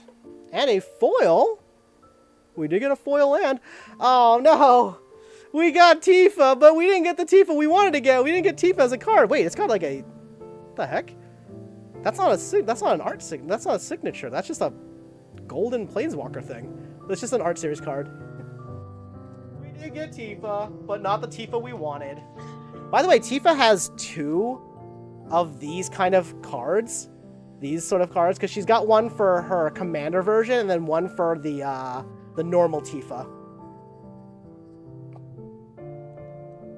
So, all in all, honestly, I think we did really, really good. Ooh, smacking my camera around. I think we did really, really good. And again, like, for the people worried that you're not going to be able to, like, the cards are too expensive right now, they are. They really are. But it's a standard set. It will be printed a lot. So let's take a look at our hits. First off, we got Sephiroth. We got Sephiroth Fabled Soldier. We got abbed up Sephiroth. He's been going to the gym. He's been skipping leg day. He doesn't have legs anymore. He doesn't need them. But damn, he looks good. And this is a pretty solid card. Big sacrifice power, as a aristocrat sacrifice. We did get a Lightning Army of 1, and then we have this version, and then we also have a normal Lightning Army of 1. Very, very good card. Clive, the Through the Ages card. This is Clive as a goblin. Very, very good. Big sacrifice power. Yeah. We got the foil Brynhild with that art treatment on there. Looking good. We got this. We got a traveling chocobo, guys. We got a traveling chocobo. We got Minwoo. We got the Moogle. We did get Garnet. I'm going to put the special treatment cards into one pile and then sleeve them separately. We did get Hero of Light, a mono Hero of Light. We get the Amano Furion. We got a Primal Odin. We got Jet, who becomes Braska's final Aeon. Our first rare was this guy, actually, from this box. Realm Reborn, the other Lightning. Actually, also put the Mythics down there. Gilgamesh, Excalibur 2, the Masamune, Golbez. This crazy looking card. Love that. The Balam, we got the Bartz and Boko, which is actually another card I'm putting to the side. A foil Ancient Adamantoise, which I feel like is the mythic we get all the time. This is the common mythic. Starting Town, actually kind of big money on this one, by the way. Not big money, but, you know, decent starter. We got Guardian Forest Cerberus, the Water Crystal. We got Choco, Secret Paradise. So happy about this. We did get a normal Kefka Court Mage, who also transforms into a Demon Angel. Kefka did it before Sephiroth. Another Brimhild, the Jumbo Cactuar. Cecil Dark Knight transforms into Cecil Redeemed Paladin. Pretty good, pretty good. The Darkness Crystal. I wonder how many people who see these characters and then going back to the games to see what's going on. I hope people are more interested in the older games. Like, Final Fantasy VII gets a lot of attention. A lot of attention. But I really do think that, like, a lot of the older games are really, really good. Final Fantasy VI is obviously my favorite, but, like, Final Fantasy IV has got a really good emotional story. 5 is like a fun time, but also like has a lot of weird stuff in it. Final Fantasy V also has I think it's like the only Final Fantasy game where there's more female characters than there are male characters is Final Fantasy V's weird little thing. Dancing Mad is just as good, if you're not better, than One Winged Angel. I personally like Dancing Mad more. I really do. I think it sounds incredible. I used to go on, OC remixes all the time just to find versions of Dancing Mad and the beginning theme of Final Fantasy VI. Final Fantasy VI is my favorite game. The first big RPG that I finished. We also have Clive, Ifrit's Dominant, transforms into Ifrit, Warden of Inferno. Very cool. Another Zodiark, the normal Zodiark, the Memories Returning. This crazy piece. Wow, I love that art on there. We got 2 Cids, by the way. We did pull 2 Cids. Ishgard, Jador, the other Cid. Final Fantasy 9 Cid, by the way. And Edgar. Every single time I open, I've only opened 2 boxes, but in particular, the Final Fantasy boxes really feel incredible to open. Like the way they did, like through the ages cards, the treatments on these cards. There's like the number treatment. There's alternative art treatments like this, and then there's like the summons also have like alternative art treatment. It's just really, really cool. It's also got the weird job system that they're putting into the local area of... Wait, what? It's also got the weird job system that they're putting into the local area of Dawn Trail. Is there like an update to Final Fantasy XIV's job system? Is that what you're saying? I haven't played 14 in a while. I actually just lost access to my account because I got a new phone and my token was on my prior phone, and also my name was different, so I gotta get some paperwork sent to them to get my account back. Honestly, Final Fantasy Magic wanted me to go back into... I wanted to go back into playing Final Fantasy 14 a bit. Final Fantasy 5 jobs are being in the... Oh, yeah. I see what you're saying. Yeah. Yeah, it's a nightmare with my account. I've got to collect old paperwork to get it back. So, this is a Through the Ages card. This is an alternative art card. Through the Ages card. So, I don't know what they call this one, but a lot of characters have the, this sort of like, they have art, but then they're behind the number of the game that they're from. So, I've been getting a couple of these. That's really cool. This is like the best, the best one drop in the Final Fantasy set. Here's some of those Through the Ages cards. Screenshots. We got Squall, we got Vaughn, and then we got more, Final Fantasy 14 stuff. Then we got a Zidane. We have this beautiful art. Oh, who is the artist on this one? Karuta Shiki.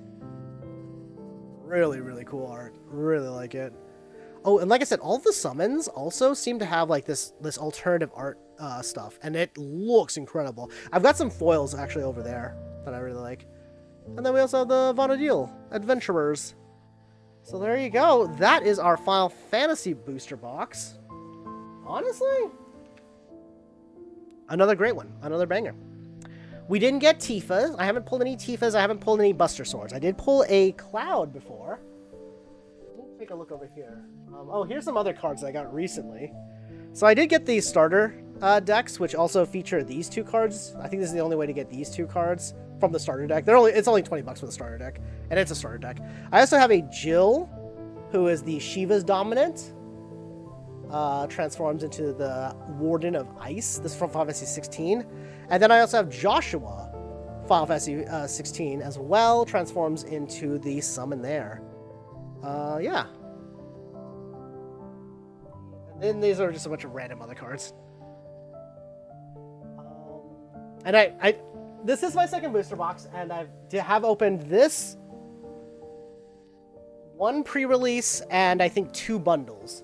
So I actually have a really, really good number of cards right now. Yeah, I think the set is really fun. It's really good. I like the limited in particular for Final Fantasy. Oh, I did pull a Vivi from my last box. So we did get a Vivi on a tour, who's probably the best commander that exists now, and also is showing up in standard play in the Isaac Prowess decks. So very, very cool. Well, unfortunately, it is red deck win / Isaac Prowess, which is dominating the format. It is dominating the format a bit. But yeah, I'm personally enjoying it quite a bit. I was already into Magic before, well, I think I decided to really get in because Final Fantasy was coming out, but but I was already doing it because Bloomburrow was an incredible set, and that was one of the reasons I decided to come back to play Magic and collect cards, was the Bloomburrow set, which is very much red wall inspired, like your little like mouse and little like little animal people in this giant world. It's really cool. What aggro dominating the format when there's double damage ley lines? Not only that, but if you've Monstrous Rage is a problematic card in the format, and I fully agree with that. As well as Dragonstorm introduced another card, Corey Steel Cutter, which is a prowess monster. Basically, it's like 2 mana for like an artifact that an artifact equipment that gives like I think it's like +1/+1 or something like that. But if you cast your second spell each turn, you create a 1/1 monk with prowess. So you end up just generating power very, very quickly with it. If I recall the stats, by the way, in the current Pro Tour Cup, 100% of the top 24 decks had Corey Steel Cutter in it. I think it was something like 100% of the decks. It might have been 100% of the red decks. The problem is Corey Steel Cutter is such a strong card, you might as well put it in any... If you have red mana available to you, you might as well put Corey Steel Cutter in your deck. Like, real talk. Yeah, so that's the crazy part, is that they basically reprinted that card as an artifact. It's the comment is, did they not learn anything from Monastery Mentor? Which, if you are not aware, here, I'll pull it up. Oh wait, frick, I forgot that I changed it, so to not dox myself, I can't do this easily.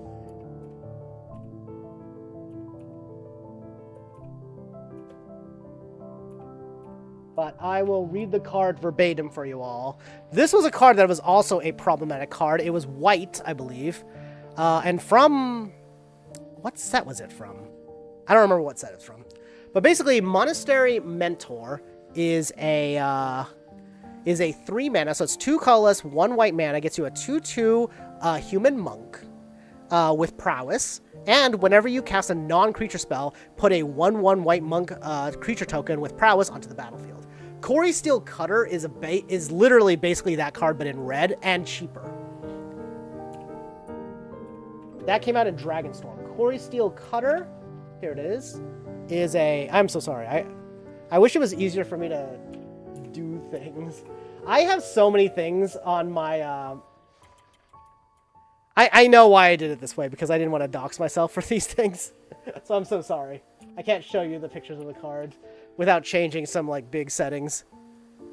But Corey Steel Cutter is, let me pull this up. I haven't pulled the Corey Steel Cutter. But Corey Steel Cutter is an equipment. It's an artifact. 1 colorless, 1 red gets you an artifact equipment. With equipped creature gets +1/+1. And has trample and haste. That was the other piece of Corey Steel Cutter that makes it so good. Then it has flurry. Whenever you cast your second spell each turn, create a 1/1 white monk creature token with prowess. You may attach this equipment to that creature. So you basically just get an auto value engine, and a value engine that just does it basically by itself. Just whatever spell you want. Your second spell, easy money, easy clap. It's crazy. It is crazy. Very, very strong aggro. Which sucks because I am myself an Izek player, Red Deck Win / Izek player, but it's just crazy. Yeah, it's not legendary too, by the way. That's the other thing, is Corey Steel Cutter is not legendary. You will have 4 copies in your deck, and you will run those. I think 1 copy is going to cost you about $10 or something like that, but still. So it's like $40 to just have 4 Corey Steel Cutters. It does suck because, again, like, I love playing Izek and Red Deck Wins, but when the aggression option is cranked up to 11, it's not... It stops being fun in the sense that, like, other decks cannot thrive in that format or cannot compete with how fast the aggro is. I do know that, like, there is a Tifa landfall sort of, like, 3-turn pump and death, like, cannot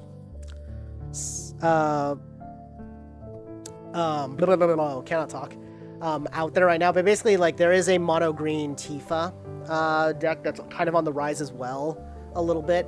The problem is that I do think that Corey Steel Cutter, like Red Deck Wins Izek, is just a better matchup against that anyway.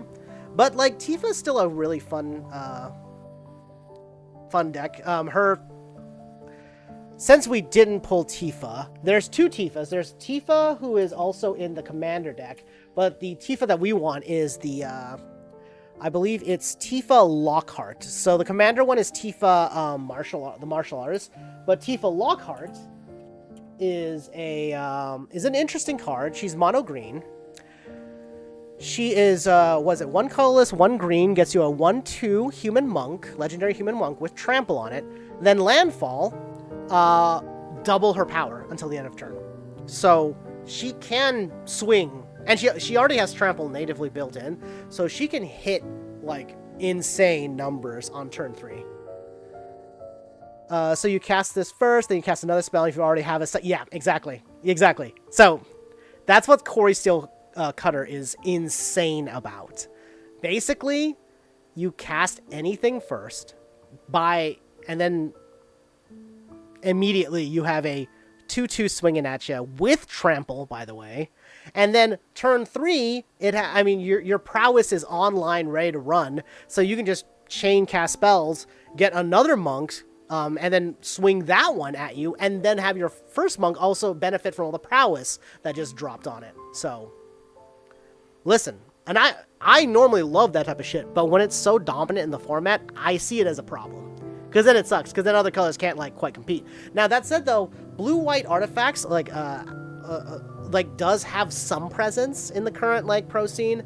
And again, green is getting a few more tools to kind of round it up. But I've also seen, Golgari have some level of presence in the pro scene, but, it's just really sad when, 100% of red decks have Corey Steel Cutter in it. It's too good of a card to not have. But even that, Monstrous Rage also exists, which is a crazy powerful combat trick. Monstrous Rage, I wish I had a better setup for this to talk about cards. Monstrous Rage is really, really strong as well. What is holding up? Something is holding up somewhere, because I can't click down anywhere. Oh, wait. That's why. My keyboard was getting pressed up. So Monstrous Rage is 1 mana. It's a red instance. It's a combat trick. It's 1 mana. Target creature gets +2/+0 and trample until the end of turn. Oh wait, no, not even trample. It gets technically better than that. All right. So yeah, for 1 red mana, instance speed, target creature gets +2/+0 until the end of turn. Create a monster roll token, attach it to it. The monster roll, if you control another roll on it, put that one onto the graveyard. That's right.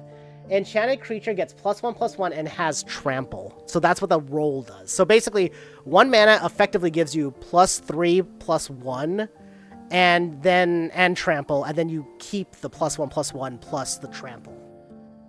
Kind of insane. I think I saw something about someone played 15 mirror matches at the pro. Yeah, that's what it was. What it was in the Pro Tour, there was one person in particular, and a lot of people have found out who this player is because the matches are all public or whatever. But he played 15 matches in a row. Every single match of his in the Pro Tour, 100% of his matches, Corey Steel Cutter. I think the remedy is either we go back and we restrict Corey Steel Cutter. That might not actually help, but we do ban Monstrous Rage. Because imagine, Monstrous Rage, let's say you just have 3 of those in your hand, right? Turn 3, you could swing for, if you had 3 of them. Well, I guess you wouldn't need 3 of them, but, if you had 2 of them, you would have 2 5/2s, or 2/5/1. Yeah, 2 5/2s with trample, swinging. Actually, I think it's even higher than that. If you get nothing else, it's like you would have just a bunch of 5/2s from the tokens from the monks that Corey Steel Cutter just generates on his own on turn 3 or something like that.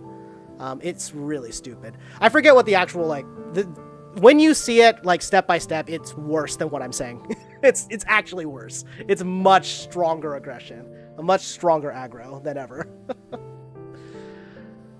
But I do like I said, one thing I do like about Final Fantasy is that Final Fantasy at least doesn't feel like too crazy in terms of like the power creep. It feels very, very firm.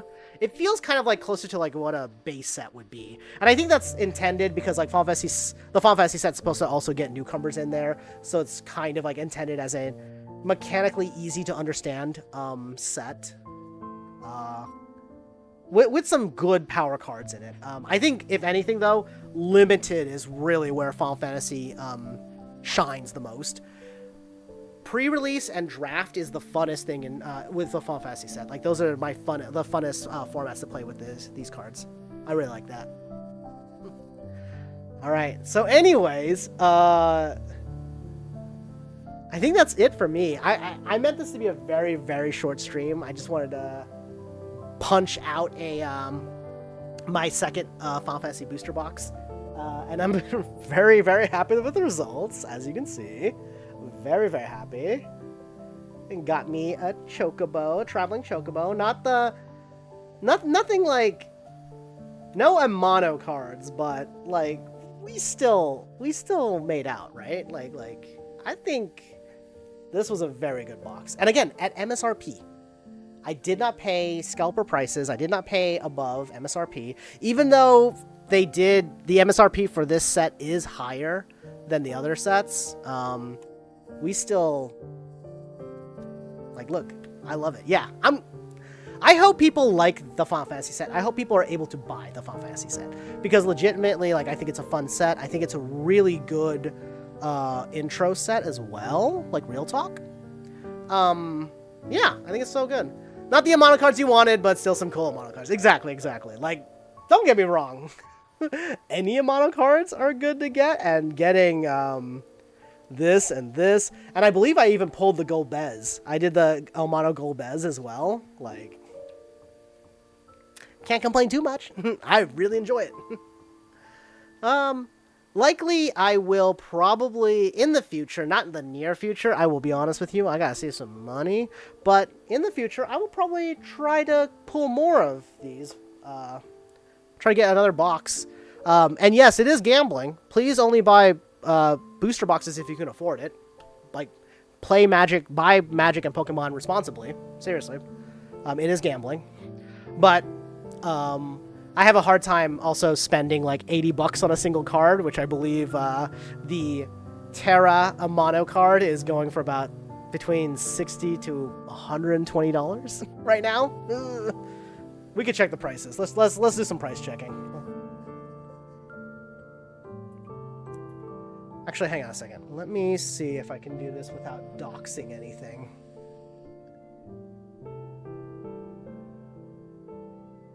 It's just not... I had to have it set up so that only a portion of my screen gets on stream, and I messed it up. That's why I can't show y'all. Y'all gonna have to just believe me when I say these things. I'm gonna go over to TCG Player. It is a marketplace, so it's still good for checking prices. I'm aware of the boycotts and everything like that. They did technically reach a settlement with the union. However, they still moved locations to a non-union place. So, hey, take care of yourself, Jowser. Thank you so much for swinging by. We gotta play some Magic sometime. I didn't know you played Magic or anything like that. So that's really cool. Yeah. You'll believe me with the Terra prices. Let's take a look at Terra. We will start with Terra Magical Adept. Oh, I typed in Terra and it showed me Terra from the Final Fantasy card game. So we do have to type in Magical Adept. I do have... Okay, so on TCG Player right now, it looks like for a near mint, and she was $100, but now has dropped down to $50. So there we go. So Terra non-foil is, the Amano Terra card is $50. Between $50 to $70-ish dollars. The foil still seems to be at $200 plus, though. That's crazy. $241. What the flip? So yeah. Probably just gonna keep gambling to try to get her. And then the other Terra, the Terra Brantford card, which I'm not gonna lie, I think secretly... Okay, no. Secretly, I do want the Amano Terra Magical Adept more because we get 2 pieces of Terra. We get Terra in her normal form and then Trans Terra. But the Terra Brantford card at the art showcase is so magnificent. It looks like it was $140, but now it's settled closer to $30. Actually, I might buy that at $30. I'm not gonna lie. The foil is $300. $293 right now. All right. Gorsh indeed. That's a price tag. That's a price tag on that card. The other one that I would love to get as well is that there's also a new Kefka. It's the Kefka Court Mage, the one that we pulled, but Omano also did new art for that one. And that Kefka seems to be going for, was at 70, 80, now is at, was for a little bit at 30, 35, now is at $46. $46 and slowly climbing again. The foil is $210. Oof. I just want it because it's pretty. Well, there we go. All right. So with that, thank you all so much for joining me. I'm going to call it here. It's just a little over 2 hours, it looks like. Not too bad. Kind of where I wanted to be, honestly. So I think I'm pretty happy about that. So next stream will be a... Yeah, next stream will be a normal stream. Tuesday, we're going to be playing Expedition 33. Then Thursday, I might do something a little bit different for Thursday's stream. It might not be Expedition 33. But then the week after next, so between like June and the first week of July, I think I'm going to take a break from streaming because I'm going to be at AX that week. And I have some friends visiting from out of town, so we'll see. All right, so thank you all so much for joining me. I hope you all have a beautiful rest of your evening. Please stay safe out there. It's crazy right now, and yeah. So take care of yourselves. Stay safe. Peace and Pokemon. I'm out.